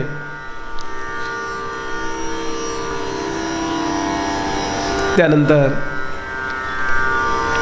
ऋषभदेवांची कथा येते. 4था स्कंद संपतो. 5व्या स्कंदामध्ये ऋषभदेव म्हणजे जैन लोक ज्यांना पहिले तीर्थंकर मानतात. भागवताच्या मताने ऋषभदेव हे विष्णूचे अवतार आहेत आणि जैन लोकांना सुद्धा हे मान्य आहे. अनेक भागामध्ये आम्ही जातो तर जैन लोक भागवताला येतात नव्हे, भागवत आयोजित करतात. त्यांच्या देवता म्हणजे 2 नाही आहेत ते. या वैशिष्ट्य जर जैनांचं काय असेल, एखादं त्यांचं मत पटो नाही तर नाही पटो, आपल्याला तर ते आत्ताचं काय ते नाही बघायचं, मूळ धर्माबद्दल बोलतोय. या जैन लोकांनी जगामध्ये एक प्रकारे आपला प्रभाव असा ठेवलाय की जगातल्या सगळ्या एअरलाइन्समध्ये जैन फूड मिळतं. कांदा नाही, लसूण नाही, नॉनव्हेज नाही. काय वागणं असेल हो त्यांचं. कुठं ब्राह्मण फूड मिळतं का बघा. ते म्हणजे काय. म्हणून एखादं मत पटो अथवा न पटो, त्यांचा जो अनंतवाद आहे. आम्हाला BA ला होते जैन मत, अनेक मतं होती. नास्तिक मतात टाकलंय कारण ते वेद मानत नाहीत. आत्ताचं झालंय जरा हे श्वेतंबर दिगंबर, पण मूळ जे आहेत ना ते वेद मानणारे त्यातलेच आहेत ऋषभदेव. या ऋषभदेवांनी आपलं जीवन असं उत्तम खपवलं. त्यातला पहिला मुलगा भरत, त्याला राज्य देऊन टाकलं आणि जंगलात निघून गेले आणि आपलं पूर्ण शरीर आणि सगळ्या वासना जिंकल्या. जिंकलेल्याला जैन म्हणतात. त्यांच्या अंगावरती जळती फांदी कोसळली आणि त्यांचा हात जळायला लागला. त्यांनी जेवढ्या वेगळेपणानं ती फांदी जळताना पाहिली तेवढ्या वेगळेपणानं हात असा जळताना पाहिला आणि शांत म्हणत देह ठेवला. यांचा मुलगा भरत हा त्यांच्यापेक्षा उजवा. त्यानंही उत्तम संन्यास घेतला. उत्तम अशा प्रकारचं राज्य केलं आधी आणि नंतर संन्यास घेतला. आणि त्या संन्यासानंतर त्यानं अगदी साक्षात्कार्यापर्यंत आले होते आणि एका हरणाच्या प्रेमात पडले. हरणाची काळजी घ्यायला लागले आणि पुढचा जन्म हरणाचा झाला. आणि त्यानंतर हरणाचा देह पडेपर्यंत गप्प राहायला लागला. तर काय एक जन्म पोस्टपोन झाला हो मोक्ष. आणि म्हणून पुढच्या जन्मी पुन्हा भरतच नाव धारण केलं. पण आता ठरवलं भानगडीतच पडायचं नाही. मराठीत म्हण आहे, हिंदीत म्हण आहे, दूध का चला छाछ भी फूक फूक पे पीता है. भानगडीतच नाही पडायचं. म्हणून कायम मौन, काष्ठ मौन धारण केलं. बोलायचेच नाही. लोकांनी ठरवलं बोलत नाही म्हणजे मूर्ख आहे. मूर्ख भरत, जड भरत. बोलले का कधी? एकदा बोलले. आयुष्यात एकदाच बोलले, तेव्हा त्यांची योग्यता लोकांना कळली. रहुगण नावाचा राजा, या रहुगणाला घेऊन त्याचे 4 भोई, पालखी उचलणारे 4 जण कपिलांकडे चालले होते. अनुग्रह घ्यायला चालला होता. आणि त्या 4घांपैकी एकाचं पोट बिघडलं. म्हणून अचानक या येडपट दिसणारा हा मनुष्य कोण आहे म्हणून त्याला आणून, ताकदवान आहे, हे इकडे म्हणले उचल. ते आले, उचलली पालखी, चालायला लागले. आता ते 3 जण असे कसे व्यवस्थित चालत होते. हे चालत होते पायाखाली मुंगी मरू नये, काही किडा मरू नये, माझा या जगात कोणाला त्रास होऊ नये. संतांचं वैशिष्ट्य असतं हे. संताची न्यूसेन्स व्हॅल्यू 0 आणि उपयोगित्व 100%. तुकाराम महाराजांनी वर्णन केले, चंदनाचे हात पायही चंदन. अहो चंदनावरती ज्या कुऱ्हाडीनं आघात केला जातो त्या कुऱ्हाडीच्या त्या पात्याला चंदन आपला सुगंध देतं. काय तुकोबांचं वर्णन आहे. त्यामुळे ते मुंगी मरू नये, हे मरू नये असे चाललेत. आता राजाला याचा राग आला. राजा म्हटला, अरे वेडेवाकडे काय चाललंय, मला असं होतंय जरा. काही वेळा होतं की नाही, गाडीत बसले, काही ड्रायव्हर लोकांना कसा ब्रेक इतकी असाच दाबायची सवय असते. एकदम सोडतात ते क्लच.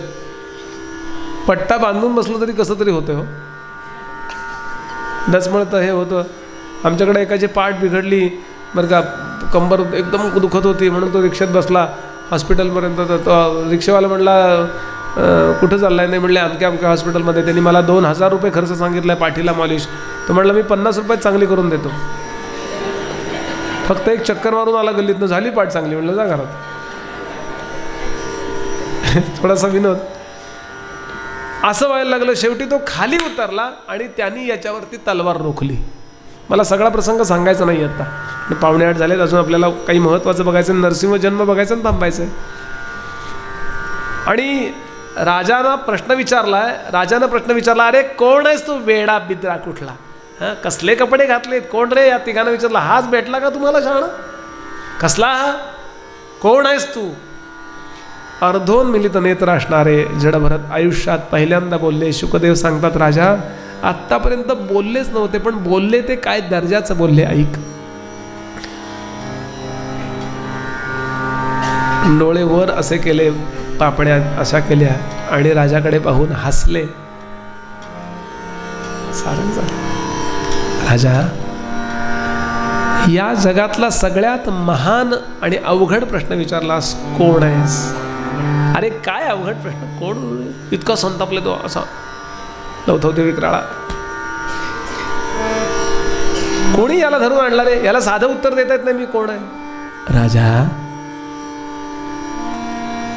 हा प्रश्न मी तुला विचारू, तू कोण आहेस? हु आर यू? अरे मी सिंधू सव्वीर देशाचा राजा रहुगण. राजा, यातला तू कोण आहेस? एवढं सगळं पालुपद लावलंस, यातलं तुझं नाव काय? सिंधू सव्वीर देशाचा राजा म्हणजे तू, रहुगण म्हणजे तू, का मी म्हणजे तू? आणि राजाच्या लक्षात आलं की सर्वसामान्यामध्ये दडलेला संत ओळखणं इतकं सोपं नसतं. त्यानं तलवार बाजूला ठेवली, हात जोडले, सांगितलं, महाराज मला शाप देऊ नका. बाकी मी कशालाही घाबरत नाही, मी फक्त साधूंच्या शापाला घाबरतो. आपण कोण आहात? राजा, माझ्या प्रश्नाचं उत्तर द्यायचं सोडून तू तोच प्रश्न पुन्हा मला विचारतोस, तू कोण आहेस? आणि मग यानंतर संवाद सुरू होतो. जडभरत म्हणाले, यातला सिंधू सव्वीर देशाचा राजा हे बाजूला ठेव, कारण ती मिळालेली जबाबदारी आहे. तो म्हणला, मी रहुगण. रहुगण हे तुझं नाव ठेवलं, जर नसतं ठेवलं तर तू कोण असतास? समजा तुझं नाव राहुल ठेवलं असतं, तुझं नाव संजय ठेवलं असतं, उदाहरण, तुझं नाव उद्धव ठेवलं असतं, तुझं समजा देवेंद्र नाव ठेवलं असतं, तर जे नाव ठेवलं असतं तू असतास की नाही. ठेविल्या नामासी ओ देत उठे. या नावाला ओ द्यायची सवय आपल्याला लागली, तसं आपलं नाव नसताना सुद्धा आपण मागं वळून बघतो. बघा, कुठल्याही गर्दीत, मी माझ्या गुरुजी सांगतात, दादरच्या पुलावरनं खाली गर्दी खूप असते बघा, ए बावळट म्हणून हाक मारा, 50तले 40 लोक वर बघतात. ते काय बावळट असतात का? नाव ही व्यवस्था आहे, लक्षात घ्या. आपलं हे नाव नाहीच आहे.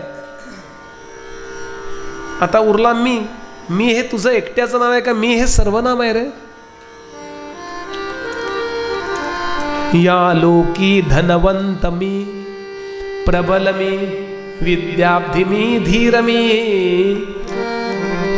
ज्ञाता मी, नरनाथ मी, विबुध मी, स्वानंद मी, शूर मी, भोक्ता मीच, सुजाण मी, सुजन मी,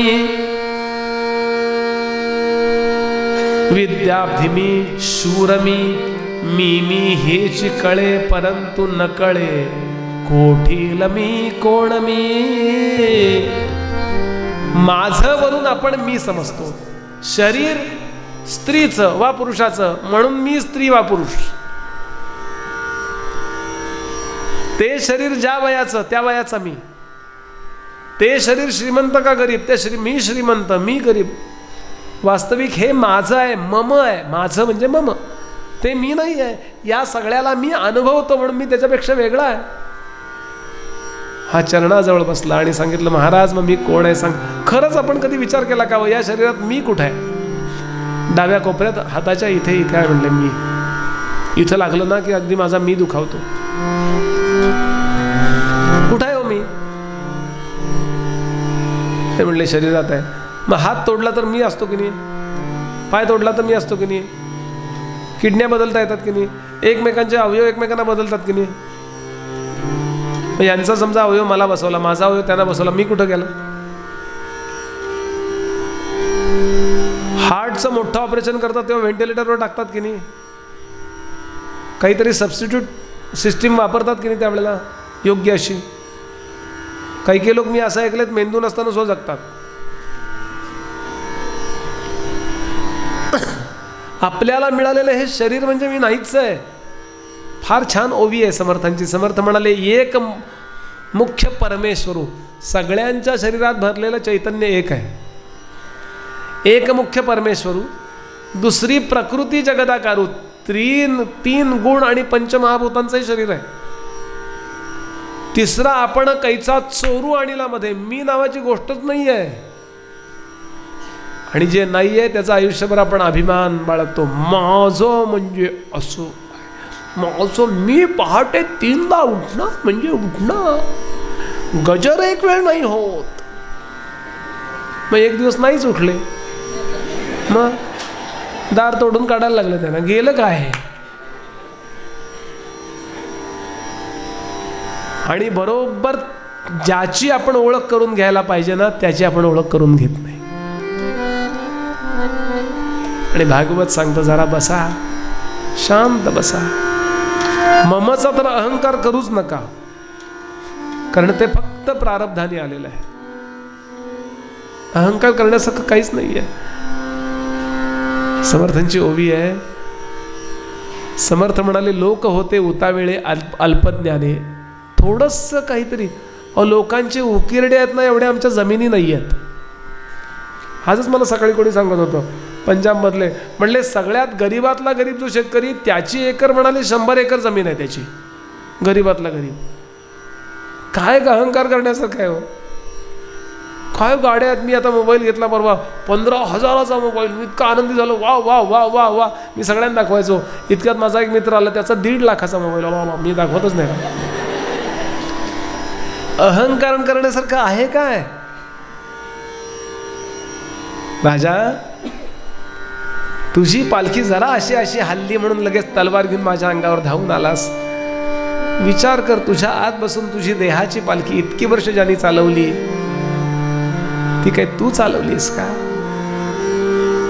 आपल्या शरीरामध्ये अनेक संस्था काम करतात.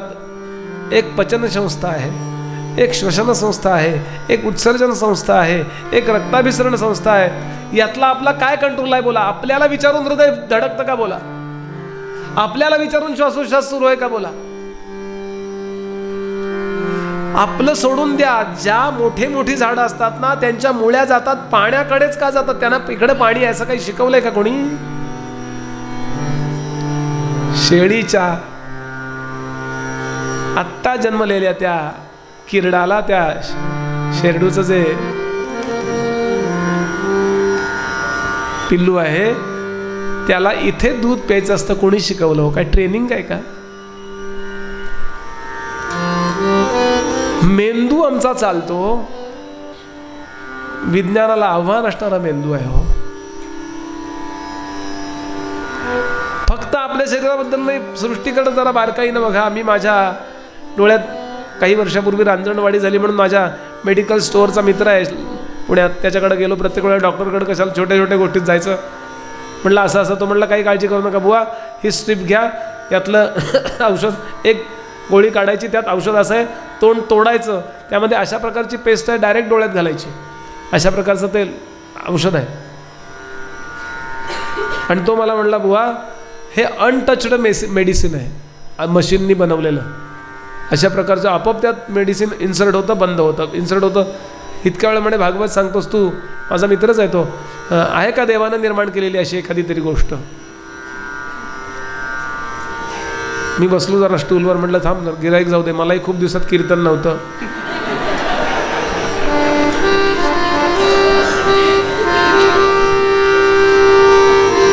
मी त्याला सांगितलं, सरबत प्यायलास का कधी? तो म्हटलं रोज पितो. कोण करतं? म्हटलं वहिनी, म्हणजे माझी मिसेसच करते. किती लिंबाच्या अनटचड ट्यूब्स पंक्चर केल्या मग सरबत झालं. आपण डाळिंब खातो, त्या डाळिंबाच्या दाण्यांचे पुंजके असतात, त्यातला मधला पातळ पडदा पाहिलाय का? कोण करतं? बायबलमध्ये विषय येतो, हू planted who planted ears cannot hear, he who planted eyes cannot see. He who planted our nose cannot smell. मोठी यादी आहे. केनोपनिषदाचं भाषांतर आहे बायबलमधला तो चॅप्टर. म्हणजे नुसते बघत राहा सृष्टीकडं, मी नावाची गोष्ट काही नाहीच आहे हो. आणि आयुष्यभर त्या मीला पूजतो हो. प्रवचनात फक्त कोणीतरी म्हटलं मोबाईल ऑफ करा, बटाटे एवढे डोळे.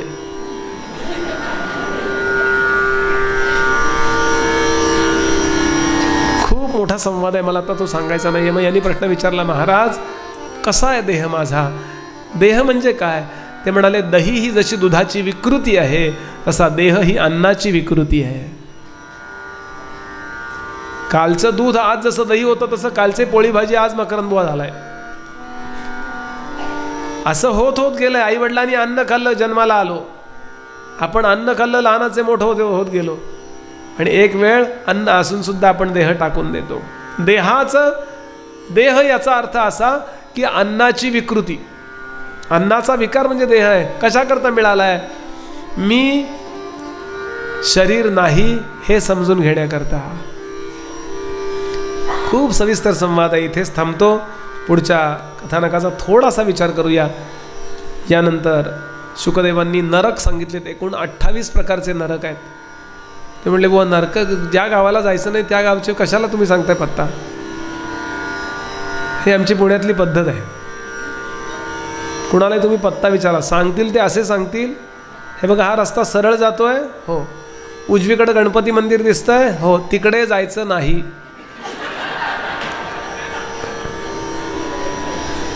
असं स्पष्ट सांगायला पाहिजे हो.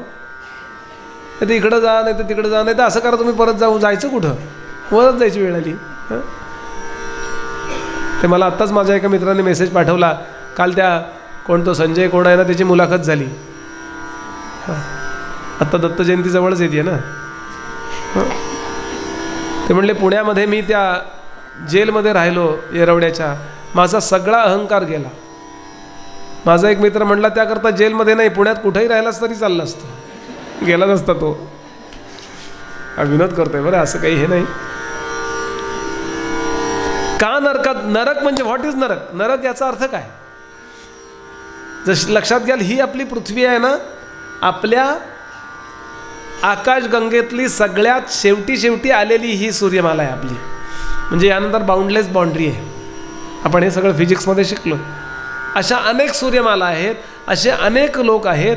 ज्या अर्थी आपण आहोत तसे आपल्या यासारखे अनेक देह आहेत, अनेक प्रकारचे. आपण एलियन थिअरी येतं ना, तुम्ही त्यांना एलियन म्हणता, आम्ही त्यांना अनेक लोक म्हणतो. आणि ज्या भोगांचं व्यवस्थापन इथे इन्व्हायरमेंट ज्याला म्हणतो ते नाही आहे, त्यांना त्या ठिकाणी पाठवलं जातं. काही नरक पृथ्वीवरच आहेत. नाल्यामध्ये अनेक किडे जन्माला येतात, पोटामध्ये अनेक जनता सारखे किडे, ते सगळे नरकच आहेत. 28 प्रकारचे नरक आहेत. ज्या प्रकारचा दोष त्या प्रकारच्या नरकात जावं लागतं. याला मी उदाहरण देतो. आपण स्वयंपाकघरामध्ये एखादं फडकं असं वापरता की मल्टीपर्पज,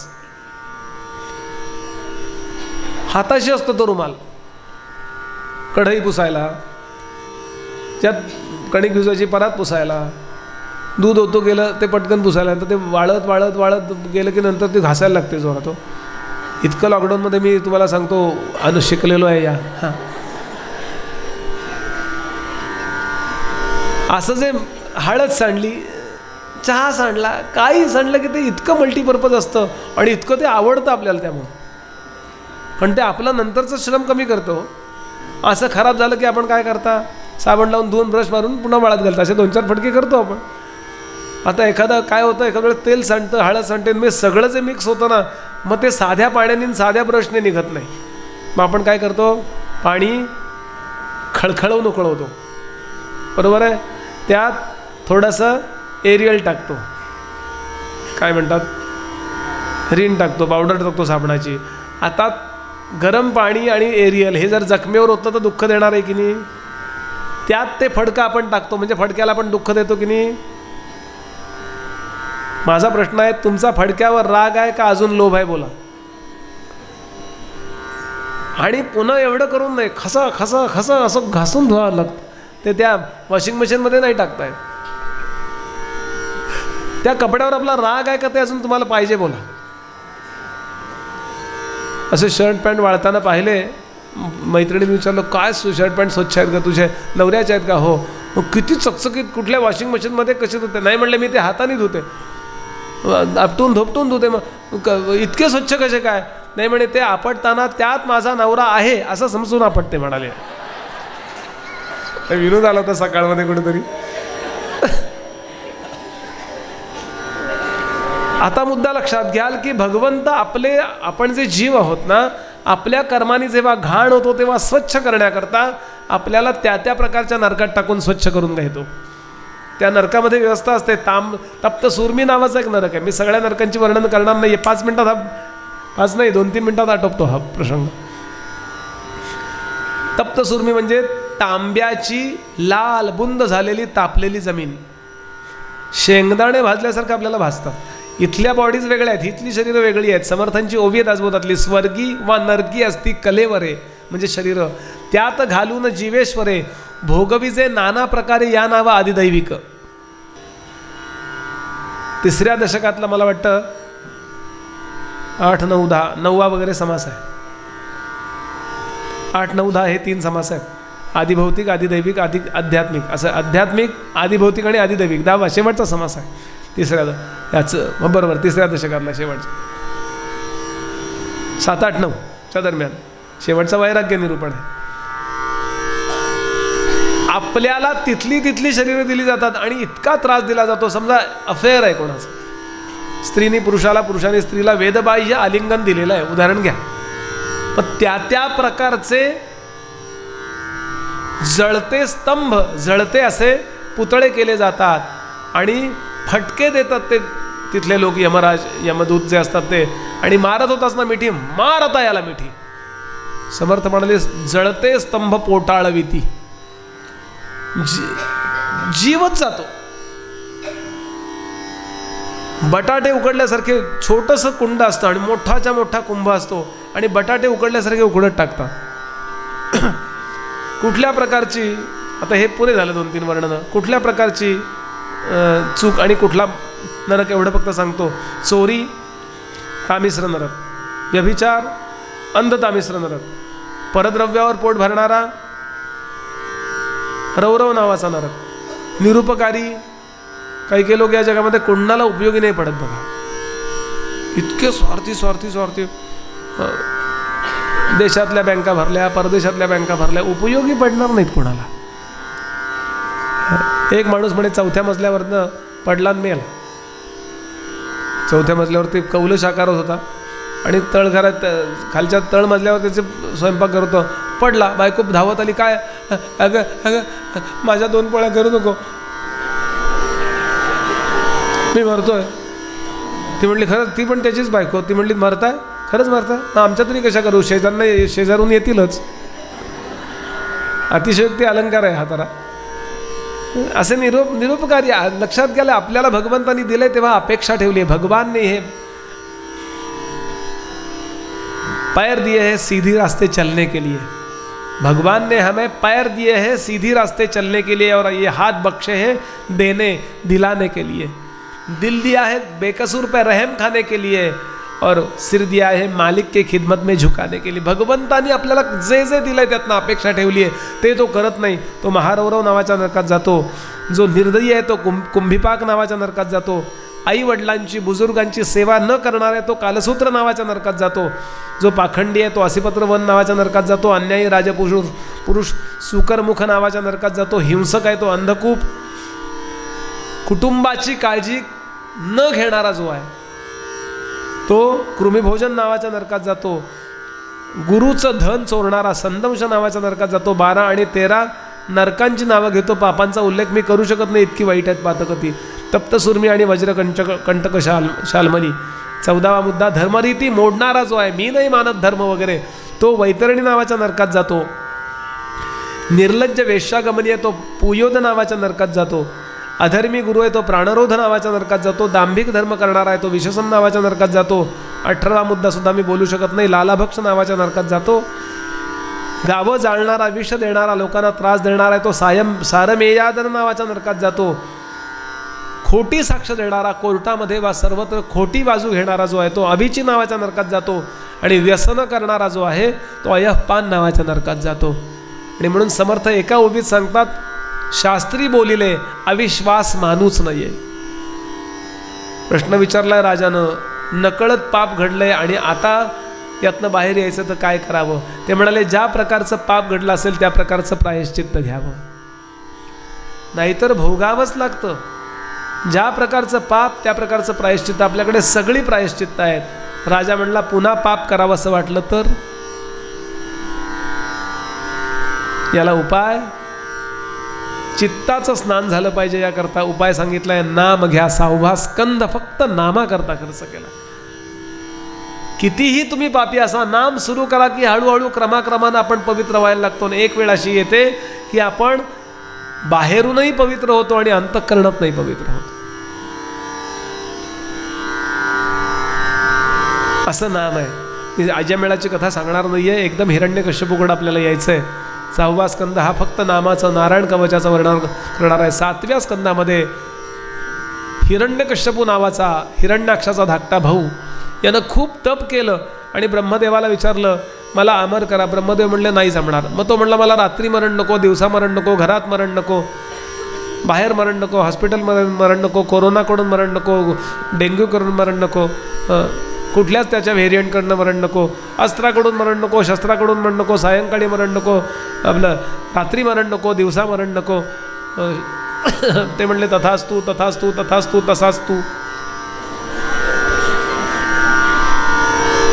आणि यानंतर यांनी मधोन्मत्तपणाने सगळ्यांना जिंकण्याचा प्रयत्न सुरू केला. आणि एकदा याला 3 मुलं झालीत हळूहळू करत, राग, अनुराग आणि संराग. आणि 4थ्या वेळेला एक गोष्ट घडली. एक दिवस असाच तो युद्धाला म्हणून गेला आणि तासाभरात परत आला. बायको म्हणले, का हो लगेच परत आला? मांजर आडवं गेलं का? ते म्हणले, माणसं आडवी गेली. म्हणले, माणसं मग त्यांना तुम्ही आडवं करायचं, तुम्ही मारू शकता कोणाला? नाही म्हणले, ते नारायण नारायण म्हणत चालले होते, मला अपशकून झाला. काही काही लोकांना नारायण नामाचाच अपशकून असतो. हिनं विचार केला, कधी नवत माझा नवरा नारायण म्हणतोय. ती म्हणली, काय म्हणलात? अगं तुला काय कळत नाही का, ते आता जिरे टोप वगैरे काढून ठेवतोय, हात अंगातले सगळे ते चिलखत वगैरे काढून ठेवतोय, ती अशी गप्पा मारतोय. अगं नारायण नारायण म्हणत होते. तुम्ही नीट ऐकलं का? अगं हो, मला काय ऐकू येत नाही का? नारायण नारायण स्वच्छ ऐकलं मी, नारायण नारायण नारायण म्हणत चालले होते. हिनं मोजलं, 10 झालं, अजून 108. 108 करायचं आहे. अजून 98 वेळा. म्हणलं, म्हणा बरं, नारायण. काय मला येत नाही?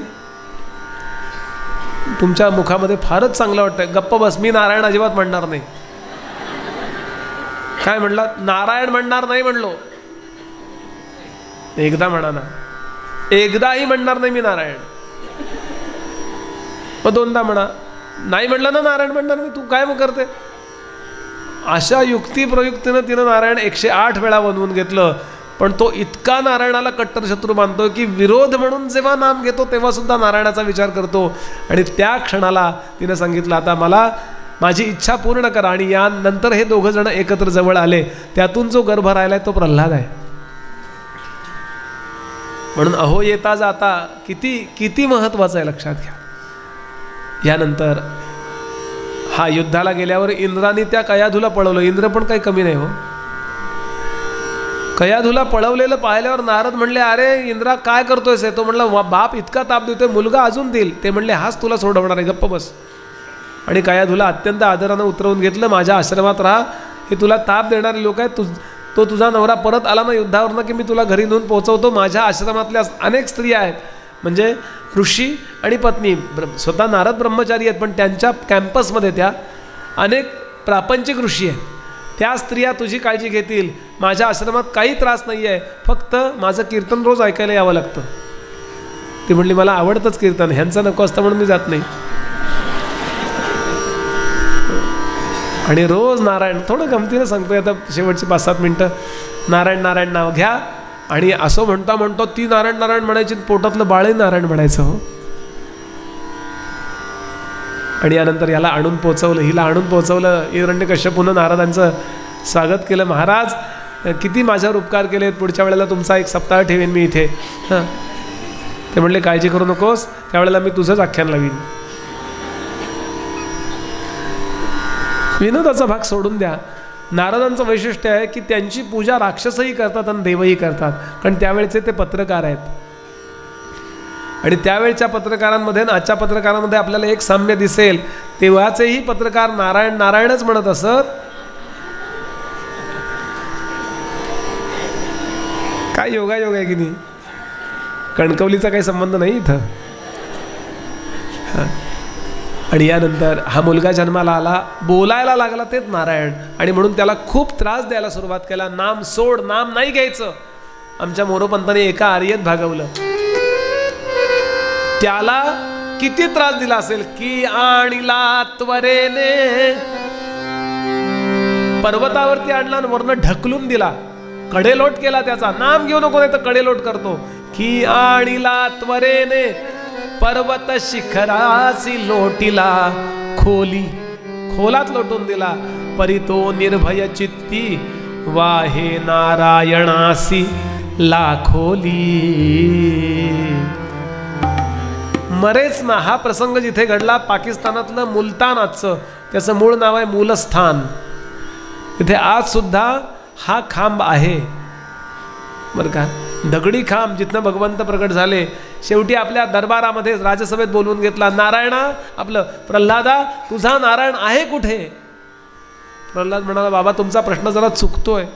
काय चुकतोय? कुठे आहे विचारण्यापेक्षा कुठे नाही विचारा. त्या न्यूटनच्या जीवनात एक कथा येते. न्यूटन लहान होता, बहुतेक गेल्या जन्मी त्यांनी प्रल्हाद ऐकला होता. न्यूटन 8-10 वर्षाचा होता आणि त्याच्या वर्गामध्ये एक शिक्षक आले बरं का, परीक्षा घेणारे, आणि ते म्हणले, ते नास्तिक होते, show me the place of God, I will give you 1 chocolate. Newton छोटा, तो म्हणला, sir show me the place without God, I will give you 2 chocolates.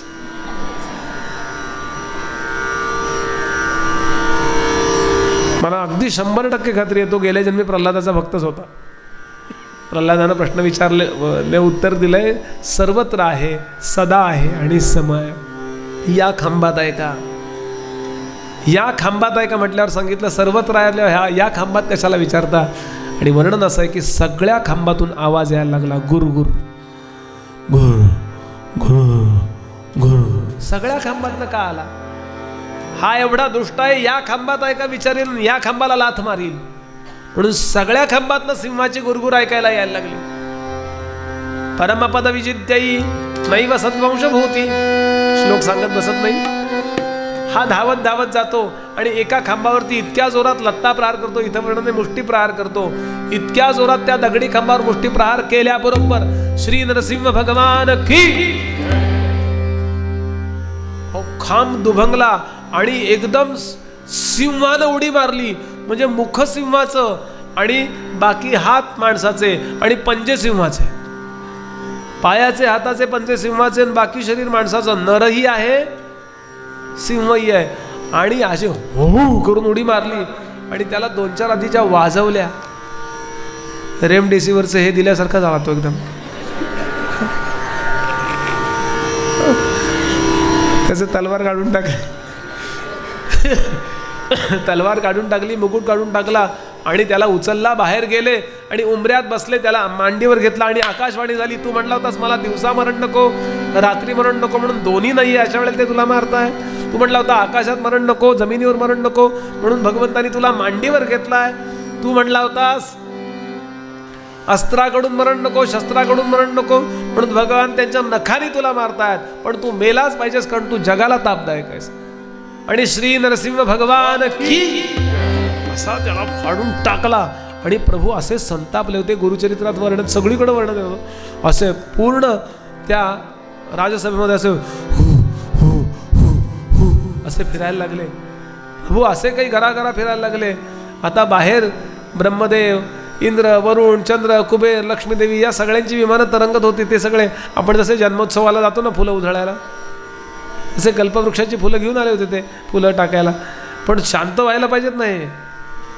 आणि यांच्या डोळ्यासमोर जर आपलं विमान आलं तर ते एकदम सिरिया व्हायचं आपलं. म्हणून ब्रह्मदेवाने विचार केला 8:15 झालेत, 8:30च्या आत जर आरती करायची असेल तर ज्यांचा क्रोध शांत केला पाहिजे. इतक्यात पलीकडे लक्ष्मीदेवींचं विमान दिसलंच. ते लगेच फोन लावला. लक्ष्मीदेवींच्या श्यामसंगच्या मोबाईलवर, सॅमसंग म्हणजे श्यामसंग आलंच. ब्रह्मदेव कॉलिंग. हॅलो. आता लक्ष्मीदेवी थोडं स्टाईलनी सांगतो मी हे. लक्ष्मीदेवी म्हणले हॅलो, काय म्हणताय ब्रह्मदेवा? अहो तुमचे यजमान किती रागावलेत बघा, त्यांचा राग शांत करा. कारण नवरा कितीही जरी रागावला असला, बायको आले की मी आहो. लक्ष्मीदेवी म्हणाले कळलं ना, मी आहे म्हणून ते आहेत. आणि लक्ष्मीदेवी गेल्या आणि अशा समोरनं यायला लागल्या त्या दरबारामध्ये आणि सांगितलं नवरा कुठल्याही मूडमध्ये असो, बायको बस झालं अवतार कार्य, एकदा आरशात बघा अवतार.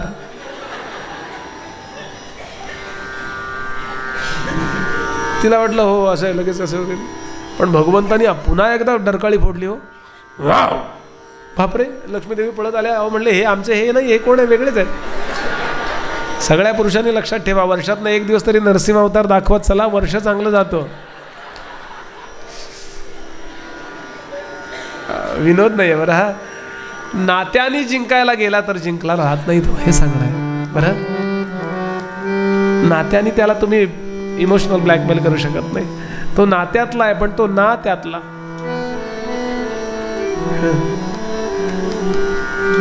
ब्रह्मदेव म्हणले आता काय करायचं? गणपती बाप्पाला सांगितलं देवा जरा तुम्ही पुढं व्हा, तुम्ही विनोद करता, गंमत जम्मत करता, जरा काहीतरी ॲक्शन करा. गणपती बाप्पा म्हणले आय विल मॅनेज. उंदराला सांगितलं चला उंदीर भाऊ, आणि उंदरावरनं असे दुडूर पळत आले, पडल्यासारखं केलं. गणपती काय पडणार, त्याच्या कृपेनं लोक निवडून येतात. पण गंमत केली, तर गंमत केली की मनुष्य हसतो की नाही. भगवान हसले नाहीत, फक्त पण खिडकीतनं चंद्रबिंद्र बघत होते ते हा करून हसले. हो गणपती उभा राहिला, तुला असा करता मी हा शो केला का? शाप देतो म्हणले चंद्रा मी तुला, इथून पुढे तुझं तोंड कोणी बघणार नाही. चंद्र म्हणलं असा काही ठराव झाला होता का हसायचं नाही? मी नसतो हसलो. हे काय देवा तुम्ही माझ्यावर अन्याय करताय, तुम्ही त्याला हसवायचं, त्याला जमलं नाही म्हणून माझ्यावर राग काढताय. मग मी एवढं फेअर अँड हँडसम लावतो, उपयोग काय माझ्याकडून कोणी बघणार नसेल तर. आणि गणपती बाप्पाच्या लक्षात आलं मी याचा राग शांत करायच्याऐवजी मीच रागावलो, हे जरा चुकलं. सांगितलं चंद्रा सॉरी ठीक आहे, हरकत नाही, सगळ्याचा सगळा तुला दिलेला शाप परत घेता येणार नाही. एका चतुर्थीला तुझं तोंड कोणी बघणार नाही, पण बाकी सगळ्या संकष्टी चतुर्थीला एक वेळ लोक माझं दर्शन घेणार नाही, पण तुझी आठवण करतील. सकाळी ब्रश करता करता पहिला प्रश्न असतो आज चतुर्थी आहे, दुसरा प्रश्न काय असतो चंद्रोदय किती वाजता, कारण त्याच्याशिवाय गिळता येत नाही. याही दृष्टीने भगवंत जिंकले गेले नाहीत.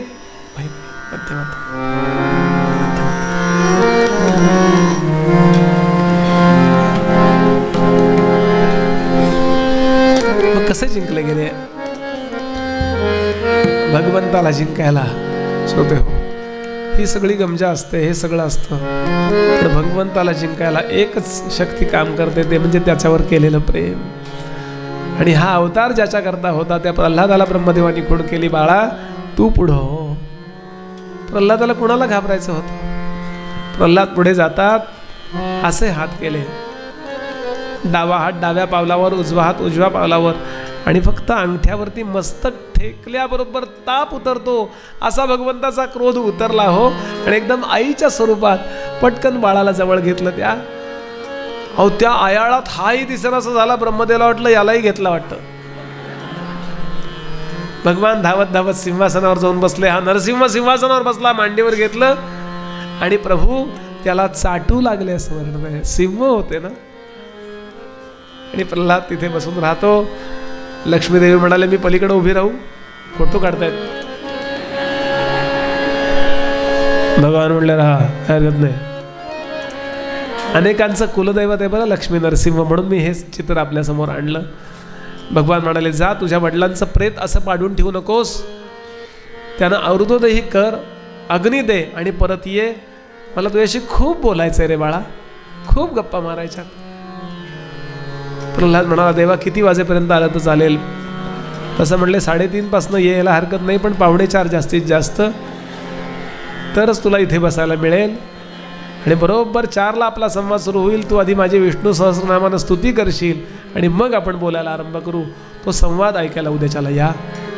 मी थोडं कंटाळा येऊ नये म्हणून मध्ये मध्ये गंमत ठेवतोय बरं, पण खरंच खात्रीनं सांगतो मी आपल्याला, भागवत पूर्ण जेव्हा आपलं ऐकून पूर्ण होईल ना, त्यावेळेला खरोखर आमच्या अंतःकरणातल्या अनेक संकल्पना स्वच्छ झालेल्या असतील. कसं प्रेम करावं याची थोडी तरी माहिती शुकदेव आम्हाला देतील. आणि थोडं जरी जमलं तरी हा जन्म सार्थक झाला हो. नाही तर चाललंच आहे, आला आला प्राणी जन्मासे आला, झाला झाला वाढला थोर झाला, केला केला व्यापतो सर्व केला, पण गेला गेला बापुडा व्यर्थ गेला. बरं, आई वडिलांचा संपला प्रपंच, आजी आजोबांचा संपला, आई वडिलांचा संपला, आपला संपत आला, कुणा करताही थांबत नाही, त्याला प्रपंच म्हणतात. म्हणून या कथेला आणि पूर्ण वेळ कथेला बसा. बरं, विंडो शॉपिंग म्हणून कथेला येऊ नका, शांतपणानं बसा. कोण सांगणार आहे हे विसरा. आपण भागवताला या. आपण वक्ता बघून येऊ नका, आपण वक्तृत्वाची स्टाईल पद्धत बघून येऊ नका, आपण भागवता करता या. भगवंत याची नोंद घेईल आणि योग्य त्यावेळेला योग्य ते फल देईल. एवढंच म्हणतो, इथेच विरमतो. भागवताची फलश्रुती म्हणायची आहे आणि मग आरती. आपल्याला काही सूचना द्यायच्यात नाही? सगळ्यांनी माझ्या पाठोपाठ म्हणायचं, भवे भवे यथा भक्ती, भवे भवे यथा भक्ती, पादयोस्तव जायते, पादयोस्तव जायते, तथा कुरुष्व देवेश, तथा कुरुष्व देवेश. नाथस्त्वं नो यतः प्रभो, नाथस्त्वन्नो यतः प्रभो.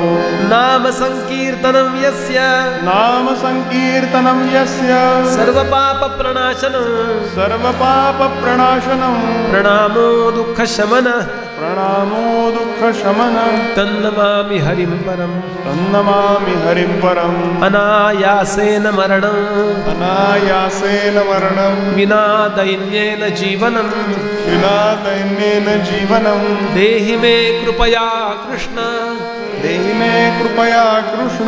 त्वयि भक्तिमचञ्चलां, त्वयि भक्तिमचञ्चलां, त्वयि भक्तिमचञ्चलां, त्वयि भक्तिमचञ्चलां, त्वयि भक्तिमचञ्चलां.